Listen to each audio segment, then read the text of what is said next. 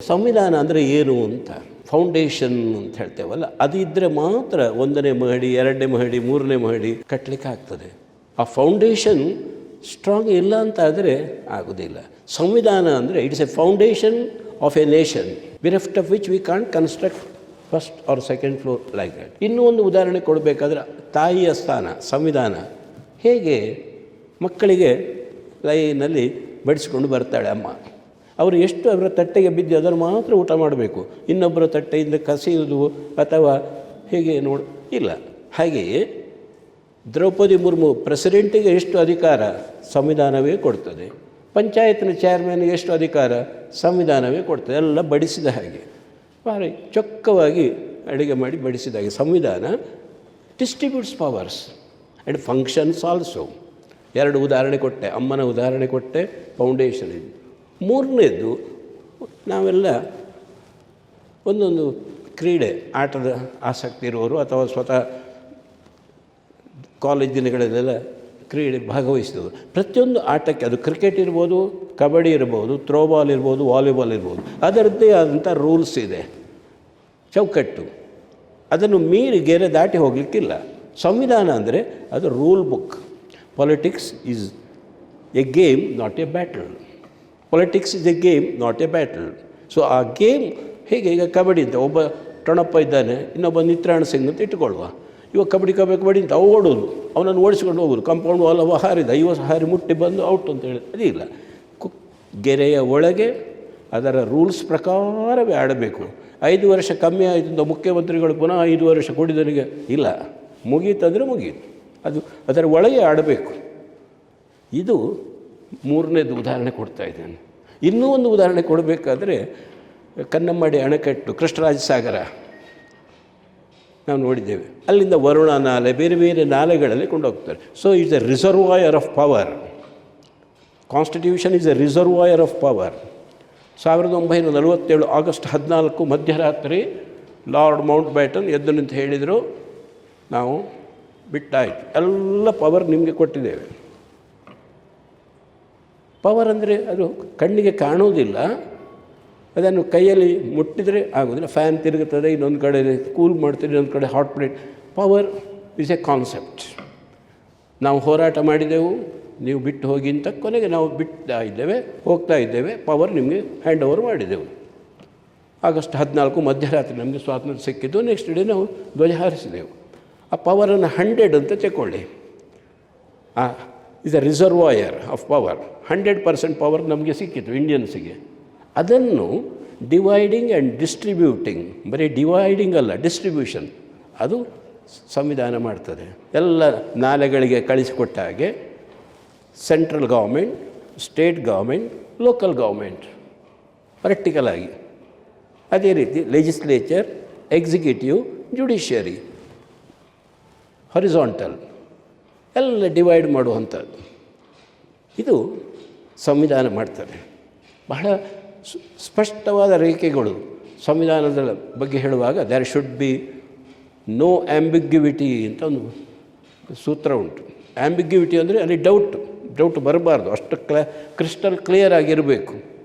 ಭಾರತ ಸಂವಿಧಾನ ಇಡೀ ಜಗತ್ತಿನ ಅತ್ಯಂತ ಸುದೀರ್ಘ ಸಂವಿಧಾನ. ಅಮೇರಿಕದ ಸಂವಿಧಾನ ಶಾರ್ಟೆಸ್ಟ್, ಬರೀ 7 ಆರ್ಟಿಕಲ್. ಅದರಲ್ಲಿ ಅವರಿಗೆ ಒಂದು 10 ವರ್ಷ ಸಂವಿಧಾನವೇ ಇರಲಿಲ್ಲ. ಮತ್ತು 1789ರಲ್ಲಿ ಒಂದು ಸಣ್ಣ ಪುಸ್ತಕ ಸಂವಿಧಾನ ಅಂತ ಮಾಡಿದರು. ಅಲ್ಲಿ ಎಲ್ಲ 50 ರಾಜ್ಯಗಳಿದೆ, 50 ರಾಜ್ಯಗಳಿಗೆ 50 ಸಂವಿಧಾನ ಇದೆ. ಹಾಗೆ 50 ಕೂಡಿಸು 1, 51 ಸಂವಿಧಾನ ಅಲ್ಲಿ. ಅಂದರೆ ನಮ್ಮದು ಒಂದೇ ಒಂದು ಕಾನ್ಸ್ಟಿಟ್ಯೂಷನ್. 2 ವರ್ಷ 11 ತಿಂಗಳು 18 ದಿನ ಈ ಸಂವಿಧಾನ ರಚನೆಗೆ ಬೇಕಾಗಿತ್ತು. 2 ವರ್ಷ 11 ತಿಂಗಳು 18 ದಿನ.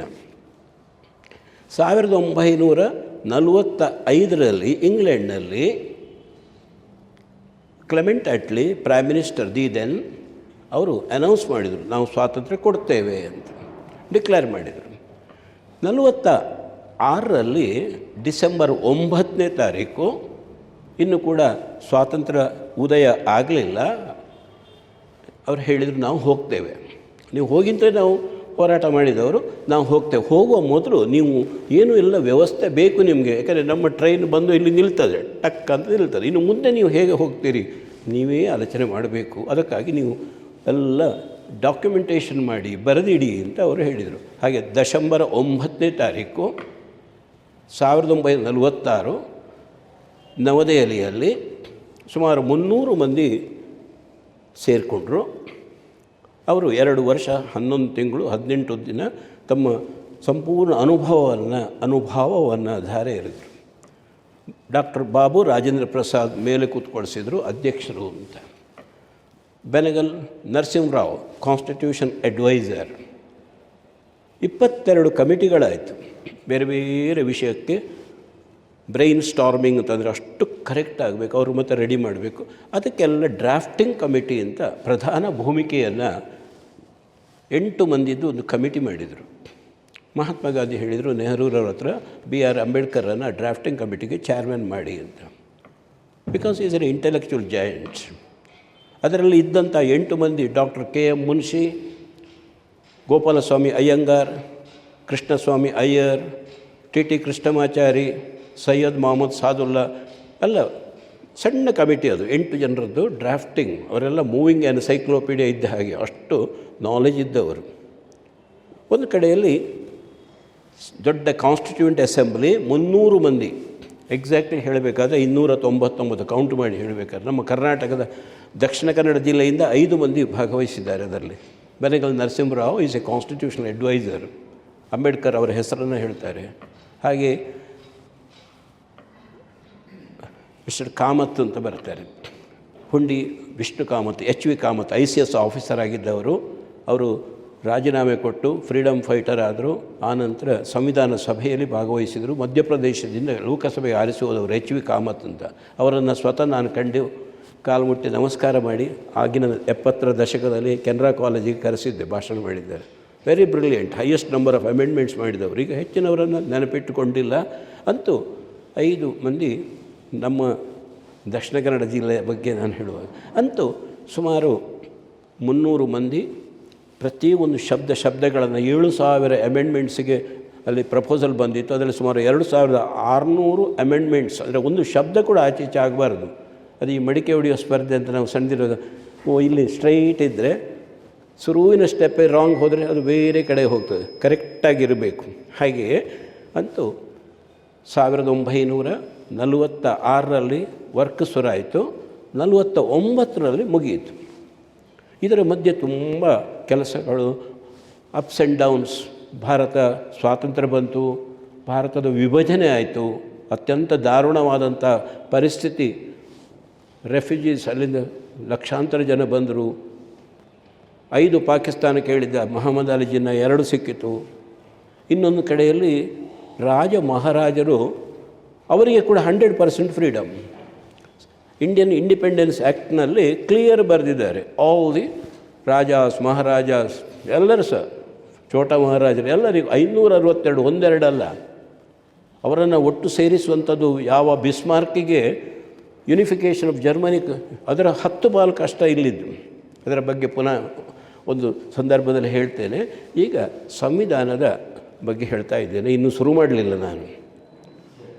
ನೆಕ್ಸ್ಟ್ ಸಂವಿಧಾನ ಅಂದರೆ ಏನು ಅಂತ ಹೇಳ್ತಾ ಇದ್ದೇನೆ ಅಷ್ಟೇ. ಇಟ್ಸ್ ಎ ಬುಕ್ ಅಷ್ಟೇ, but it's a fundamental document of the country ಅಂತ ನಾವು ಕರಿತೇವೆ.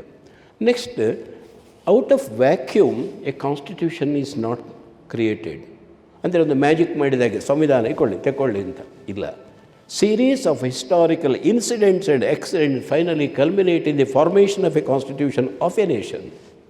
Series of historical incidents and accidents ಅಂತ ನಾನು ಹೇಳಿದೆ. ಯಾಕೆ ಆ 2 ಶಬ್ದ ಪ್ರಯೋಗ ಮಾಡಿದೆ ಅಂದರೆ, ಈ ಭಾರತ ಭೂಮಿಯನ್ನು ಸಾವಿರಾರು ವರ್ಷಗಳಿಂದ ರಾಜ ಮಹಾರಾಜರು ಆಳ್ತಿದ್ದರು. ಪರಂಪರಾನುಗತವಾಗಿ ಇಲ್ಲಿ ಶಾಸ್ತ್ರೀಯವಾದಂಥ ರೀತಿಯಲ್ಲಿ ಚಕ್ರವರ್ತಿಗಳು ಎಲ್ಲ ಆಳಿದರು. ಆನಂತರದ ಇತಿಹಾಸದಲ್ಲಿ ಏರುಪೇರುಗಳಾಯಿತು. ನೇರವಾಗಿ ಬರ್ತೇನೆ, ಅದರ ಮಧ್ಯದಲ್ಲಿ ಯಾವುದು ಇತಿಹಾಸ ಮುಟ್ಟೋದಿಲ್ಲ. ಒಂದು ಕಂಪೆನಿ ಬಂತು, ಅದು ಕೊನೆಗೆ ಪೋರ್ಚುಗೀಸರು ಬಂದರು, ಫ್ರೆಂಚರು ಬಂದರು, ಡಚ್ಚರು ಬಂದರು, ಕೊನೆಗೆ ಬಂದವರು ಬ್ರಿಟಿಷರು. ರಾಬರ್ಟ್ ಕ್ಲೈವ್ನಂಥವ ಕೊನೆಗೆ ಅಪ್ ಟು ಡಾಲ್ ಹೌಸೆವರೆಗೆ ಒಂದು ಕಂಪೆನಿ ಈ ದೇಶವನ್ನು ಆಳಿತು. ಅದು ಬ್ರಿಟಿಷ್ ಕಂಪೆನಿ. ಆನಂತರ ಕ್ವೀನ್ ವಿಕ್ಟೋರಿಯಾ ಡೈರೆಕ್ಟೆಡ್ 1857 ನಂತರ 47ರವರೆಗೆ 90 ವರ್ಷ ಬ್ರಿಟಿಷರು ಆಳಿದ್ದು. ಇದು ಸಣ್ಣ ಮಟ್ಟಿಗೆ ನಾನು ಫೋಟೋ ತೆಗೆದಾಗ ಇತಿಹಾಸ ಹೇಳ್ತಾ ಇದ್ದೇನೆ. ನಾಟ್ ಇವನ್ 100 years ಬ್ರಿಟಿಷ್ ಆಳಿದ್ದು, ಅದು ಕಂಪೆನಿ ಆಳಿದ್ದು. ಇವರೆಲ್ಲ ಎದ್ದು ನಿಂತು ಕಂಪೆನಿಗೆ ಮುಜರೆ ಸಲ್ಲಿಸ್ತಾ ಇದ್ದರು. ನಾಚಿಕೆಗೀಡು ಕೆಲಸ. ನನಗೆ ಆಶ್ಚರ್ಯ ಆಗ್ತದೆ ನಮ್ಮ ಇತಿಹಾಸದ ಬಗ್ಗೆ ಯೋಚನೆ ಮಾಡುವಾಗ. ಆದರೆ ಒಂದು ಕಡೆ ಹೋರಾಟದ ಕೆಚ್ಚು ಅದು ಧ್ವನಿಸಿತು. ನನ್ನ ಪುಸ್ತಕದಲ್ಲಿ ಕೊಟ್ಟಿದ್ದೇನೆ. 47ರಲ್ಲಿ ಯಾಕೆ ಸ್ವಾತಂತ್ರ್ಯ ಸಿಕ್ಕಿತು, 32ರಲ್ಲಿ ಸಿಕ್ಕಲಿಲ್ಲ, ಅಥವಾ 57ರಲ್ಲಿ ಸಿಕ್ಬೋದಿತ್ತಲ್ಲ. ಸ್ವಾಮಿ ವಿವೇಕಾನಂದರ ಹತ್ರ ಒಂದು ಪ್ರಶ್ನೆ ಕೇಳ್ತಾರಂತೆ ಅವರ ಶಿಷ್ಯರು. ಸ್ವಾಮೀಜಿ, ನೀವು ಇಷ್ಟು ಉತ್ಸಾಹದ ತಾರುಣ್ಯದ ವ್ಯಕ್ತಿತ್ವದ ಜನ ಯಾಕೆ ಸ್ವಾತಂತ್ರ್ಯ ಹೋರಾಟಕ್ಕೆ ಭಾಗವಹಿಸಬಾರದು ಅಂತ. ಒಳ್ಳೆಯ ಪ್ರಶ್ನೆ. ಅವರು 1 ನಿಮಿಷ ಕಣ್ಣು ಮುಚ್ಚಿ ಮೌನವಾಗಿದ್ದರು. ಆ ನಂತರ ನಿಧಾನವಾಗಿ ಹೇಳ್ತಾ ಬಂದರು. ಒಂದು ಮರದಲ್ಲಿ ಹಣ್ಣು ಮಾಗಿದಾಗ ಅದು ಇಟ್ಟುಕೊಳ್ಳೋದಿಲ್ಲ, ತನ್ನಿಂತಾನೇ ಬೀಳ್ತದೆ. ಇವರು ಹೆಚ್ಚು ಸಮಯ ಇರೋದಿಲ್ಲ. ಅವರು ಬಿಟ್ಟು ಹೋದಾಗ ಒಂದು ಸುಂದರವಾದ ಸಾಂಸ್ಕೃತಿಕ ಭಾರತವನ್ನು ಕಟ್ಟಬೇಕು, ಒಳ್ಳೆಯ ವ್ಯಕ್ತಿ ನಿರ್ಮಾಣ ಆಗಬೇಕು. ಅದಕ್ಕಾಗಿ ನಾನು ಪರಿಶ್ರಮ ಪಡ್ತಾ ಇದ್ದೇನೆ, ಸ್ವಾತಂತ್ರ್ಯ ಬರ್ತದೆ. ಸರಿ, ಪುನಃ ವಿಷಯಕ್ಕೆ ಬರ್ತೇನೆ. ಅಂತೂ ನಮ್ಮ ಇತಿಹಾಸದ ಒಂದು ಘಟ್ಟದಲ್ಲಿ ನಾವಿದ್ದೇವೆ. ಕಳೆದ ನಿನ್ನೆಗಳಿಗೂ ಲೆಕ್ಕ ಇಲ್ಲ, ಬರುವ ನಾಳೆಗಳಿಗೂ ಲೆಕ್ಕ ಇಲ್ಲ. ಇಂದಿನ ನಾವು ಇದನ್ನು ಅವಲೋಕನ ಮಾಡಿದಾಗ 47ರಲ್ಲಿ ಬಿಟ್ಟು ಹೋದರು, ಸ್ವಾತಂತ್ರ್ಯ ಬಂತು, ಒಂದು ಪುಸ್ತಕವನ್ನು ರಚನೆ ಆಯಿತು. ಇನ್ನು ಅದರದ್ದು ಪ್ರಾರಂಭ ಮಾಡ್ತೇನೆ. ಸಂವಿಧಾನ ಅಂದರೆ ಏನು ಅಂತ. ಸುಮಾರು 300 ಪುಟಗಳ ಪುಸ್ತಕ. ಅದು ಪ್ರಿಂಟ್ ಆಗಲಿಲ್ಲ, ಒರಿಜಿನಲ್ ಕೈಬರಹದಲ್ಲೇ ಇದೆ. ಪ್ರಾರಂಭ ಅದನ್ನು ತೆರೆದ ಕೂಡಲೇ ಅಲ್ಲಿ ಪ್ರಿಯಾಂಬಲ್ ಅಂತ ಇಂಗ್ಲೀಷಲ್ಲಿ ಬರ್ತದೆ. ಪ್ರಸ್ತಾವನೆ, ಮೊದಲ ನುಡಿ, ಮುನ್ನುಡಿ, ಪೀಠಿಕೆ ಎಲ್ಲ ಹೇಳ್ಬೋದು. ಆ ಮೊದಲ ನುಡಿಯಲ್ಲಿ ಇಡೀ ಸಂವಿಧಾನದ ತಿರುಳು, the theme and cream of the constitution is mirrored in the preamble itself. ಒಂದೇ ವಾಕ್ಯ, ಅದನ್ನು ಹೇಳ್ತೇನೆ. ಅದನ್ನು ಅರ್ಥ ಮಾಡಲಿಕ್ಕೆ ಸುಮಾರು 1 ಗಂಟೆ ಅದಕ್ಕೆ ಬೇಕಾಗ್ತದೆ. ಯಕ್ಷಗಾನದಲ್ಲಿ ನಮ್ಮ ಕಡೆ ಅರ್ಥ ಹೇಳ್ತಾರೆ, ಉದ್ದವು ಮಾಡಲಿಕ್ಕಾಗ್ತದೆ, ಸಣ್ಣದು ಮಾಡಲಿಕ್ಕಾಗ್ತದೆ. ಹರಿಕಥೆ. We the people of India having solemnly resolved to constitute India into a sovereign, democratic, socialist, secular republic, and to secure to all the citizens justice, economic, political, social, liberty of thought, expression, belief, faith and worship, equality of status and opportunity, assuring the dignity of individual and unity of the nation on this day of 26th November 1949, do hereby adopt, enact and give ourselves this constitution. ಅಲ್ಲಿ full stop. ಅದೇ ವಾಕ್ಯ. V the people ಅಂತ ಪ್ರಾರಂಭ ಮಾಡ್ತಾರೆ. ಇದರ ಪ್ರಾಶಸ್ತ್ಯ, ಇದನ್ನೇ ಹೇಳಬೇಕಾದ್ರೆ ಸುಮಾರು 15 ನಿಮಿಷ ಬೇಕಾಗುತ್ತೆ. ಅವರು 1861ರಿಂದ ಹಿಡಿದು ಎಲ್ಲ ಆ್ಯಕ್ಟ್ ಅಲ್ಲಿ ತಯಾರು ಮಾಡೋದು, ಇಂಗ್ಲೆಂಡ್ನಲ್ಲಿ ಫ್ಯಾಕ್ಟ್ರಿ, ಪಾರ್ಲಿಮೆಂಟಲ್ಲಿ ನಮಗೆ ತಲೆ ಮೇಲೆ ಹಾಕೋದು. ನಾವು 100 ಕೇಳಿದರೆ ಅವರು 3 ಕೊಡೋದು. ಅದು ಮಿಂಟೋ ಮಾರ್ಲೆ ರಿಫಾರ್ಮ್ ಇರ್ಬೋದು, ಮಾಂಟೆಗ್ಯೂ ಚೆಮ್ಸ್ಫೋರ್ಡ್ ರಿಫಾರ್ಮ್ ಇರ್ಬೋದು, ಸೈಮನ್ ಕಮಿಷನ್ ರಿಪೋರ್ಟ್ ಇರ್ಬೋದು, ಕ್ರಿಪ್ಸ್ ಮಿಷನ್ ಇರ್ಬೋದು, ಕ್ಯಾಬಿನೆಟ್ ಮಿಷನ್ ಪ್ಲ್ಯಾನ್ ಎಲ್ಲ ತಂದು ನಮಗೆ. ಈಗ ಹಾಗಲ್ಲ. ವಿ ದಿ ಪೀಪಲ್ ಅಂತ. Even Lord Mountbatten, who was the first Governor General of Free India, he was not allowed to come inside and sit. Lord Mountbatten ಅವರಿಗೆ ಸಹ ಒಳಗೆ ಬಂದು ಮೀಟಿಂಗ್ ಮತ್ತು ಈಟಿಂಗ್ ಯಾವುದಿಲ್ಲ. Chakravarti Rajagopalachari first Indian governor general, ಎಲ್ಲ ಅವರು ಒಳಗೆ ಬರಲಿಕ್ಕಿಲ್ಲ. Only Indians, we the people of India ಅಂತ. ಇದು ನಾವು ನಮಗೆ ನಾವೇ ಕೊಟ್ಟುಕೊಂಡದ್ದು. ಯಾರೋ ಕೊಟ್ಟದ್ದು ನಾವು ಭವತಿ ಭಿಕ್ಷಾ ಅಂತ ಅಲ್ಲ, ನಾವೇ ಮಾಡಿದ್ದು. ಆ ಒಂದು pride, V the people of India ಅಂತ. ನಾವು ಸವರಿನ್ ಡೆಮೋಕ್ರೆಟಿಕ್ ಸೋಷಲಿಸ್ಟ್, ಸೆಕ್ಯುಲರ್. ಆ ಸೋಷಲಿಸ್ಟ್ ಮತ್ತು ಸೆಕ್ಯುಲರ್ ಅದು ಎರಡು ಶಬ್ದಗಳು ಮತ್ತೆ ಸೇರಿದ್ದು 42ನೇ ತಿದ್ದುಪಡಿಯಲ್ಲಿ ಇಂದಿರಾ ಗಾಂಧಿಯವರ ಸಮಯದಲ್ಲಿ ಸೇರಿದ್ದು. ಅದು ಸೇರುವ ಅಗತ್ಯ ಇಲ್ಲ, ತಪ್ಪು ಅಲ್ಲ. ಯಾಕೆಂದರೆ liberty of thought, expression, belief, faith and worship ಅಂತ ಹೇಳುವಾಗ ಸೆಕ್ಯುಲರಿಸಮ್ ಅದರೊಳಗೆ ಬಂತಲ್ಲ, ಪುನಃ ಅದನ್ನು ಆ್ಯಡ್ ಮಾಡುವಾಗಿಲ್ಲ. Equality, justice, social, economic and political ಅಂತ ಹೇಳುವಾಗ ಸೋಷಲಿಸಮ್ ಬಂತಲ್ಲ, ಅದರ ಬಗ್ಗೆ ನಾನು ಕಮೆಂಟ್ ಮಾಡ್ತಾಯಿಲ್ಲ. ಅಂತೂ ನಮ್ಮಲ್ಲಿ ಸೊವರಿನ್ ಅಂತಂದರೆ externally and internally we are 100% supreme, ಅದು ಸೊವರಿನ್ಟಿ ಅರ್ಥ. ಹಾಗೆ ಡೆಮೋಕ್ರಸಿ, ಡೈರೆಕ್ಟ್ ಡೆಮೋಕ್ರಸಿ ಕೆಲವು ದೇಶಗಳಲ್ಲಿದೆ.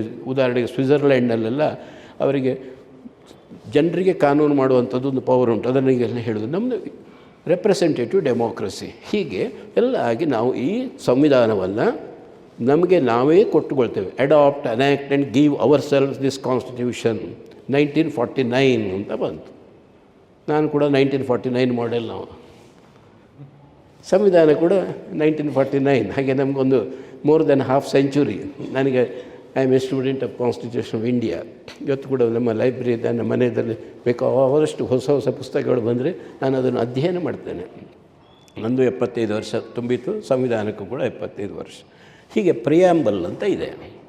ಅದಾದ ನಂತರ ನೆಕ್ಸ್ಟ್ ಆರ್ಟಿಕಲ್ಸ್ ಅಂತ ಸ್ಟಾರ್ಟ್ ಆಗ್ತದೆ. ಸಾಮಾನ್ಯ ಕಾನೂನುಗಳಿಗೆ ಸೆಕ್ಷನ್ ಅಂತ ನಾವು ಶಬ್ದ ಯೂಸ್ ಮಾಡ್ತೇವೆ. ಸೆಕ್ಷನ್ 144 ಅದೆಲ್ಲ ಸೆಕ್ಷನ್ಗಳು. ಕ್ರಿಮಿನಲ್ ಪ್ರೊಸೀಜರ್ ಕೋಡಲ್ಲಿ, ಸಿವಿಲ್ ಇಲ್ಲಿ ನಾವು ಸಂವಿಧಾನ ಅಂತ ಆಗುವ ಅದು ಉತ್ಕೃಷ್ಟವಾದಂಥ ಗ್ರಂಥ. ಅದಕ್ಕೆ ಆರ್ಟಿಕಲ್ಸ್ ಅಂತ ಹೇಳುವಂಥ ಕ್ರಮ. ಆರ್ಟಿಕಲ್ 1ರಲ್ಲಿ ಹೇಳ್ತದೆ, India that is Bharat shall be union of States ಅಂತ ಹೇಳಿ. India that is Bharat shall be union of States ಅಂತ. ನಮ್ಮ ಒಟ್ಟೊಟ್ಟಿಗೆ ಅಲ್ಲ, Pakistan shall be an Islamic republic ಅಂತ ಅವರ ಸ್ಟಾರ್ಟಿಂಗ್ ಸೆಂಟೆನ್ಸ್. ಆದರೆ ಆ ಎಲ್ಲ ಹತ್ತಿರದ ಎಲ್ಲ ಸಂವಿಧಾನಗಳು ಬಿತ್ತು, ಅಡಿಮೇಲಾಯಿತು. ಎಲ್ಲ ಬಾಂಗ್ಲಾದೇಶ್ ಇರ್ಬೋದು, ಪಾಕಿಸ್ತಾನ ಇರ್ಬೋದು, ಮೈನ್ಮಾರ್ ಇರ್ಬೋದು, ಎಲ್ಲ ಬದಲಾವಣೆ. ಆದರೆ ನಮ್ಮದು ಅದೇ ರೀತಿ ಇದೆ.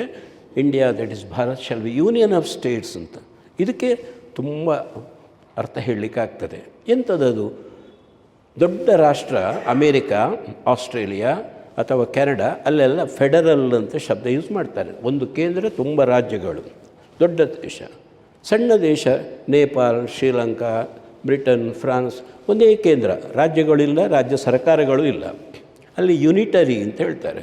ಅಲ್ಲಿ ಫೆಡರಲ್, ಇಲ್ಲಿ ಯುನಿಟರಿ. ದೊಡ್ಡ ತಲೆಗೆ ದೊಡ್ಡ ಟೊಪ್ಪಿ, ಸಣ್ಣ ತಲೆಗೆ ಸಣ್ಣ ಟೊಪ್ಪಿ ಅಂತಿದ್ದಾಗೆ ನಾವು ಆ ಎರಡು ಶಬ್ದ ಸಹ ಯೂಸ್ ಮಾಡಲಿಲ್ಲ. ಯೂನಿಯನ್ ಆಫ್ ಸ್ಟೇಟ್ಸ್ ಅಂತ ಒಂದು ಹೊಸ ಶಬ್ದ ಪ್ರಯೋಗ ಮಾಡಿದೆವು. ಇವನ್ ವೆಸ್ಟರ್ನ್ ಕಾನ್ಸ್ಟಿಟ್ಯೂಷನಲ್ ಎಕ್ಸ್ಪರ್ಟ್ಸ್ ಕೂಡ ಇವರು ಎಲ್ಲಿಂದ ಇದನ್ನೆಲ್ಲ ಹೊಸತ್ತು ತಗೊಂಡು ಬರ್ತಾರೆ ಅಂತ ಅವರಿಗೂ ಆಶ್ಚರ್ಯ ಆಯಿತು. KCV ಒಂದು ಕಡೆ ಬರೀತಾನೆ, ಸರ್ ನೀವು word and I am happy with that ಅಂತ. ಯಾಕೆ ಅಂತಂದರೆ ಅದು ಯೂನಿಯನ್ ಆಫ್ ಸ್ಟೇಟ್ಸ್. ಬರಲಿಕ್ಕೆ ಮಾತ್ರ ಒಂದೇ ದ್ವಾರ, ಬಂದ ನಂತರ ಹೊರಗೆ ಹೋಗ್ತೇನೆ ಅಂತ ಹೋಗಲಿಕ್ಕಿಲ್ಲ. ಅಂದರೆ ಎಂಥದ್ದು? ಈಗ ಉದಾಹರಣೆಗೆ 562 ರಾಜ ಮಹಾರಾಜರು, ಇನ್ಕ್ಲೂಡಿಂಗ್ ಜಯಚಾಮರಾಜನ ಒಡೆಯರು ಕೂಡ ಮತ್ತೆ ಸೇರಿದ್ದು. ಅವರದ್ದೇ ಒಂದು ಕಾನ್ಸ್ಟಿಟ್ಯೂಷನ್ ಮಾಡುವ ಅಂತಿತ್ತು. ಎಲ್ಲ ರಾಜ ಮಹಾರಾಜರಿಗೆ ಬಾಯಲ್ಲಿ ನೀರು ಬಂತು. ನಾವು ಮೊದಲ ಹಾಗೆ ಕಂಪೆನಿ ಸರ್ಕಾರ ಎಲ್ಲವರನ್ನು ಇದು ಮಾಡಿತ್ತಲ್ಲ. ಇಂಡಿಯನ್ ಇಂಡಿಪೆಂಡೆನ್ಸ್ ಆ್ಯಕ್ಟಲ್ಲಿ ಎಲ್ಲರೂ 100% sovereign. There would have been many mini Indias. ನೋಡಿ ಆ್ಯಕ್ಟ್ ನೋಡಿ, ಅದರ ಪ್ರಕಾರ ನಿಮಗೆ ಸ್ವಾತಂತ್ರ್ಯ ಬಂದಲ್ಲ, ನಿಮಗೆ ಸ್ವಾತಂತ್ರ್ಯ 100ಕ್ಕೆ 100 ಅಂತ. ಕೇರಳದಲ್ಲಿ ಅವರೊಂದು ರೆಸಲ್ಯೂಷನ್ ಕೂಡ ಪಾಸ್ ಮಾಡಿದರು. ನೀವು ಬರೀ ಡಿಫೆನ್ಸ್, ಎಕ್ಸ್ಟರ್ನಲ್ ಅಫೇರ್ಸ್ ಮತ್ತು ಕರೆನ್ಸಿ 3 ಮಾತ್ರ ನಿಮಗೆ. ಮತ್ತು ಎಲ್ಲ ನಾವೇ ಮೊದಲು ಇಂಗ್ಲೆಂಡಿನ ಬಕ್ಕಿಂಗ್ಹ್ಯಾಮ್ ಪ್ಯಾಲೇಸಿಗೆ ನಾವು ಕಪ್ಪ ಕಾಣಿಕೆ ಕೊಡ್ತಿದ್ದೆವು, ಆ್ಯನ್ವಿಟಿ ಅಂತ ಕರೀತಾರೆ. ಹಾಗೆ ನೀವು ಈಗ ನಮಗೆ ಭಾಳ ಖುಷಿ, ನಾವು ನವದೆಹಲಿಗೆ ಬರ್ತೇವೆ, ಬಂದು ನೀವು ಎಷ್ಟು ಕೇಳ್ತೀರಿ ಅಷ್ಟು ಕೊಡ್ತೇವೆ, ಒಳಗೆ ನೀವು ರಾಜ್ಯಗಳು ನಮ್ಮದೇ ಅಂತ. ಆ್ಯಕ್ಟ್ ನೋಡಿ, ಇಂಡಿಯನ್ ಇಂಡಿಪೆಂಡೆನ್ಸ್ ಏನು ಮಾಡೋದು? ಆಗ ಇನ್ನೂ ಸಹ ಸಂವಿಧಾನ ಆಗಲಿಲ್ಲ. ಸಂವಿಧಾನ ಆದ ನಂತರ ಇಲೆಕ್ಷನ್ ಆಗಬೇಕು, ಇಲೆಕ್ಷನ್ ಆದ ನಂತರ ಗೌರ್ಮೆಂಟ್ ಬರಬೇಕು. ಇಂಟರಿಮ್ ಗೌರ್ಮೆಂಟಿನಲ್ಲಿ ವಲ್ಲಭಾಯ್ ಪಟೇಲ್ ಅಂತವ್ರು ಇದ್ದ ಕಾರಣ ಅವರು ನೋ ಕ್ವಶನ್ ಆಫ್ ಕ್ವಶನಿಂಗ್, ನಾವು ಹೊಸ ಇತಿಹಾಸವನ್ನು ನಿರ್ಮಾಣ ಮಾಡುವ, ಅದಕ್ಕಾಗಿ ಅದನ್ನು ನಲ್ಲಿಫೈ ಮಾಡಲಿಕ್ಕೆ ಇನ್ಸ್ಟ್ರೂಮೆಂಟ್ ಆಫ್ ಎಕ್ಸೆಷನ್ ಅಂತೇಳಿ ಒಂದು ಸರ್ಕ್ಯುಲರ್ ಎಲ್ಲ ರಾಜರಿಗೆ ಕಳಿಸಿದರು. ಇದು ನಡೆದ ಘಟನೆ. ಆದರೆ ನಾವೀಗ ಇವತ್ತು ನೆನಪು ಮಾಡ್ಕೊಳ್ತಾ ಇಲ್ಲ. ಆ ಟೈಮಲ್ಲಿ ಎಲ್ಲಿಯಾದರೂ ಸ್ವಲ್ಪ ವೇವರಿಂಗ್ ಆಗ್ತಿದ್ರೆ there would have been many mini Indias. ಸ್ಟ್ರಾಂಗಾಗಿ ಎಲ್ಲ ನೀವು ಸಿಗ್ನೇಚರ್ ಹಾಕಲೇಬೇಕು. 4-5 ತಿಂಗಳ ನಂತರ ಇವರು ಸೈನ್ ಹಾಕಿದ್ದು ಅದೆಲ್ಲ ನಾನು ಡಾಕ್ಯುಮೆಂಟೇಷನ್ ಕೆಲವು ಸಂಗ್ರಹ ಮಾಡಿದ್ದೇನೆ.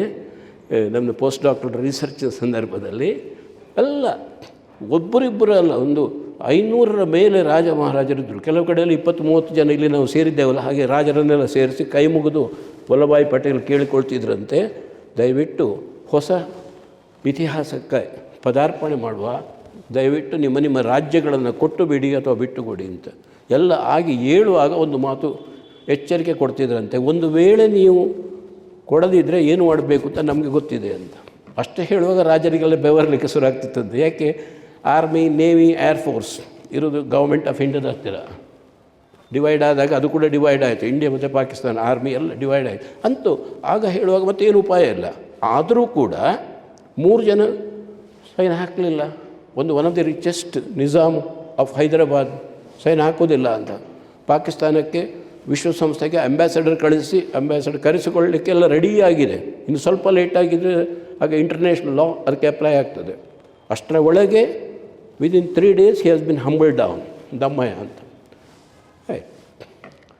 ಜುನಾಗಢ್ನಲ್ಲಿ ಆ ಕಡೆ ಸಹ ಹೋಗಿದ್ದೆ ನಾನು.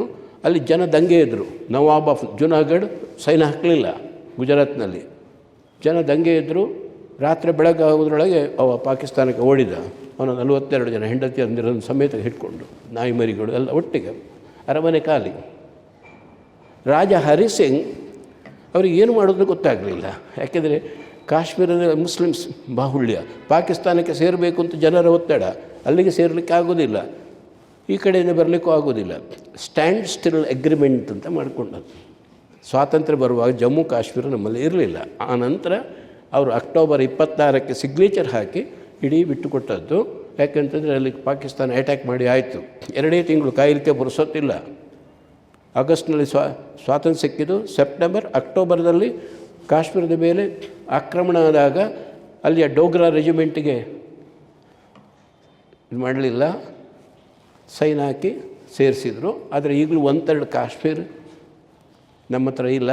ಅದು ಬೇರೆ ಕತೆ. ಅದು ಕಾಶ್ಮೀರದ ಕರುಣ ಕಥೆ ಅಂತ ನನ್ನ ತರಂಗದಲ್ಲಿ 3 ಲೇಖನ ಬಂದಿತ್ತು ನಂದು. ಆವತ್ತು ಕಾಶ್ಮೀರಕ್ಕೆ 2 ಬಾರಿ ಹೋದೆ, ಜೋರು ಗಲಾಟೆ ಇರುವಾಗ. ಈಗ ಮೊನ್ನೆ 370ನೇ ವಿಧಿ ಆದ ನಂತರ ತೆಗೆದ ನಂತರ ಪುನಃ ಒಮ್ಮೆ ಹೋಗಿ ಬಂದೆ. ಲಾಸ್ಟಿ ನೋಡುವ ಎಂಥ ಅಲ್ಲ ಕಥೆ ನೋಡುವ ಅಂತ. ಹೀಗೆ ಅಂದರೆ ಅದು ಪ್ರಾಕ್ಟಿಕಲಾಗಿ ನಮಗೆ ಐಡಿಯಾ ಸಿಗ್ತದೆ. ಅಂತೂ ಭಾರತ 2 ವಿಭಾಗ, ಪೂರ್ವ ಪಾಕಿಸ್ತಾನ ಹೋಯಿತು, ಈ ಕಡೆಯಿಂದ ಪಶ್ಚಿಮ ಪಾಕಿಸ್ತಾನ, ಅಖಂಡ ಭಾರತ ಆನಂತರ ನಿರ್ಮಾಣ ಆಯಿತು. ಆದರೆ ಒಮ್ಮೆ ಬಂದ ನಂತರ ಪುನಃ ಹೋಗಲಿಕ್ಕಿಲ್ಲ. ಅದಕ್ಕೆ ನಾನು ಒಂದೇ ದ್ವಾರ ಅಂತ ಹೇಳಿದೆಲ್ಲ, ಎಕ್ಸೆಷನ್ ಅಂತ. ಒಂದು ಕಾಲದಲ್ಲಿ USSR ಅಂತ ಒಂದು ದೇಶ ಇತ್ತು, union of Soviet socialist republics plural. ಅದು ಬಿತ್ತು. ಯಾಕೆ ಬಿತ್ತು ಅಂದರೆ ಗೋರ್ಬಚೇವ್ ಅಂತ ಹೇಳುವ ಒಬ್ಬ ಅಧ್ಯಕ್ಷರ ಟೈಮಲ್ಲಿ ಒಂದು ರಾಷ್ಟ್ರ ಇದ್ದದ್ದು ಡಿವೈಡ್ ಆಗಿ 11 ಆಯಿತು. ಈಗ ಯುಕ್ರೇನ್ ಮತ್ತು ರಷ್ಯಾ ಹೊಡೆದಾಡ್ತದಲ್ಲ, ಅದು ಒಂದು ಕಾಲದಲ್ಲಿ ಅದರದ್ದೇ ಪಾರ್ಟ್ ಅದು. ಮತ್ತು 16 ಆಯಿತು. ಒಂದು ಸಣ್ಣ ಕ್ಲಾಸ್ ಇತ್ತು ಅವರ ಕಾನ್ಸ್ಟಿಟ್ಯೂಷನಲ್ಲಿ, ಯಾರಿಗೆ ಮನಸ್ಸಿಲ್ಲ ಅವರು ಬಿಟ್ಟು ಹೋಗ್ಬೋದು ಅಂತ.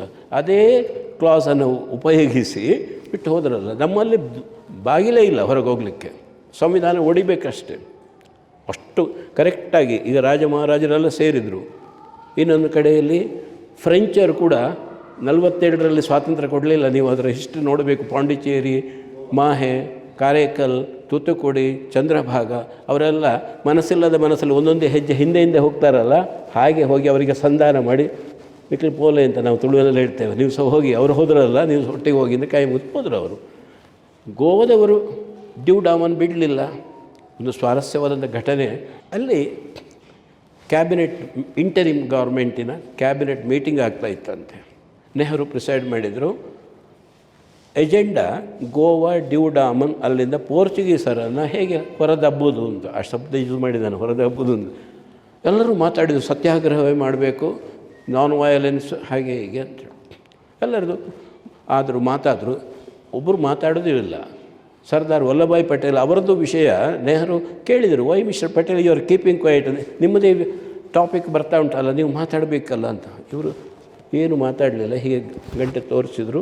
V are late by 30 minutes ಅಂತ ಹೇಳಿಬಿಟ್ರು. We are late by half an hour.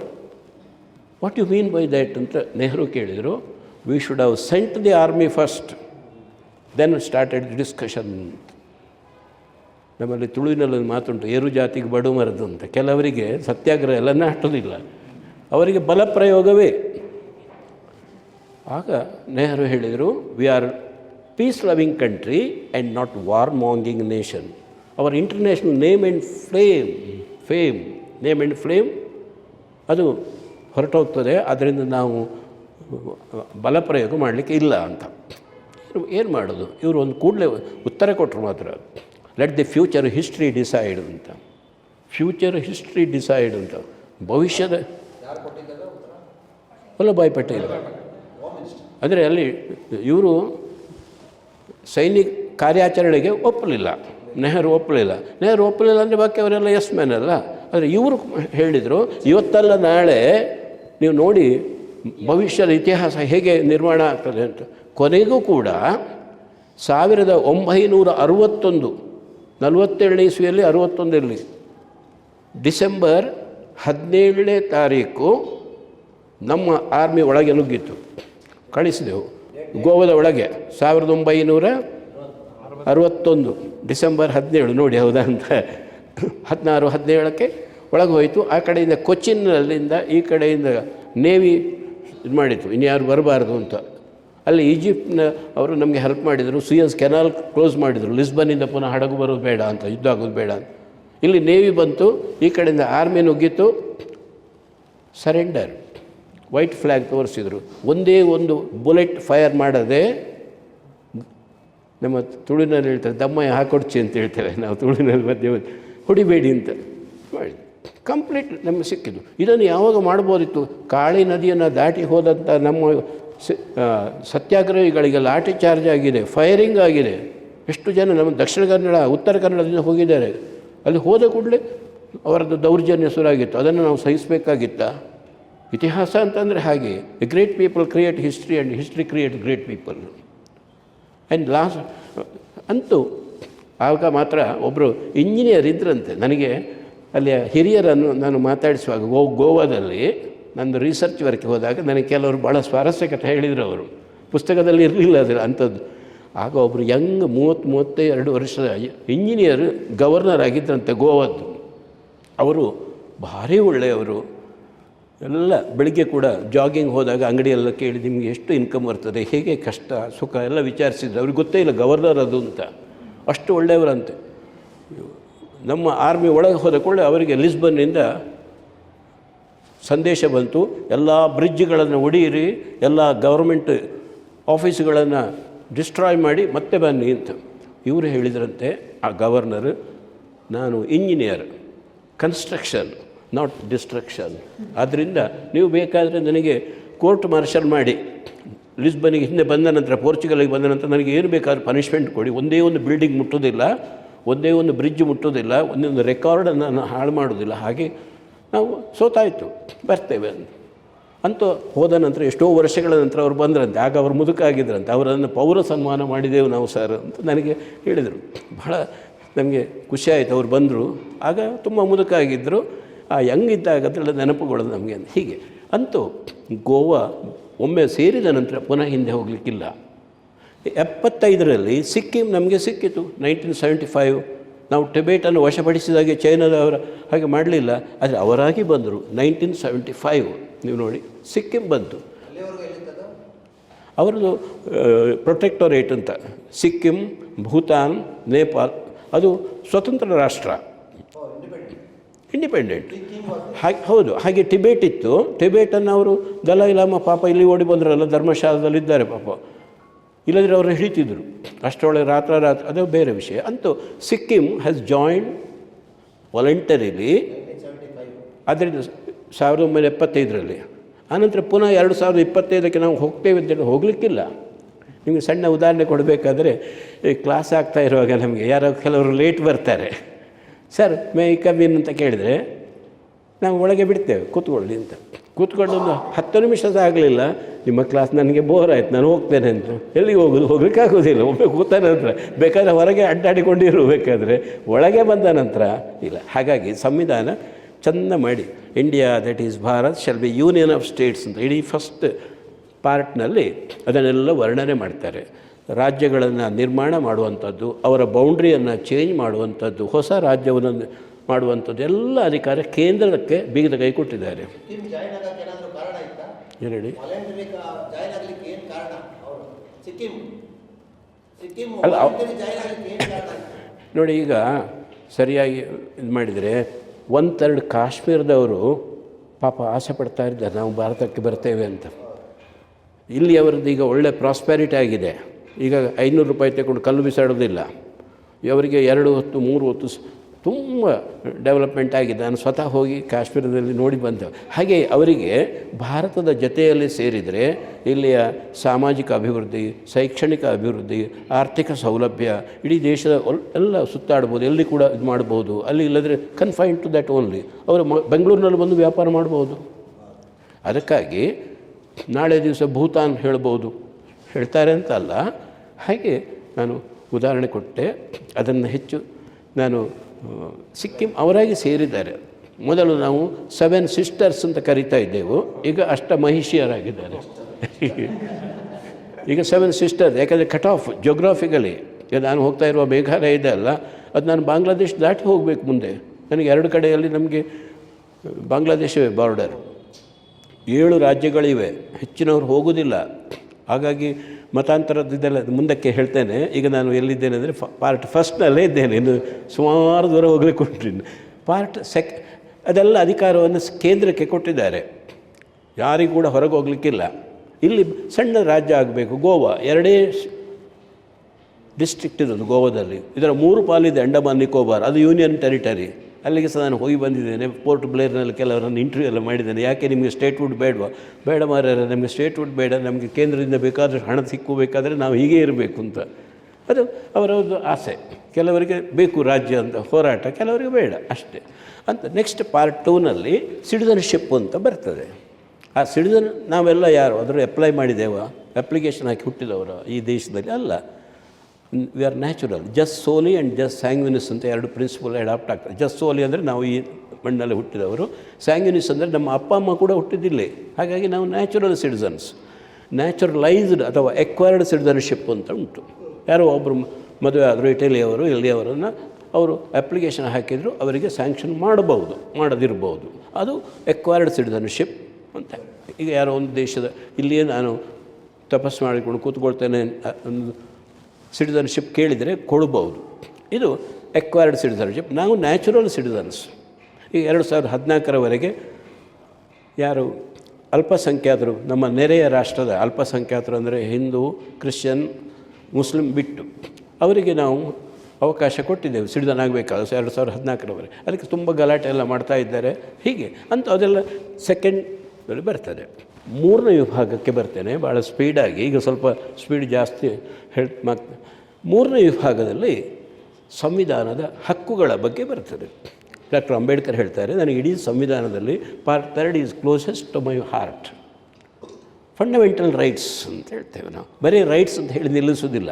Fundamental ಮೂಲಭೂತ ಹಕ್ಕುಗಳು ಅಂತ ಹೇಳ್ತೇವೆ. ಸಂವಿಧಾನ ಮಾಡುವವರು ಏನು ಮಾಡಿದರು ಅಂದರೆ ಶುರುವಿಗೆ 50-50 ಮಾಡಿದರು ಪವರನ್ನು.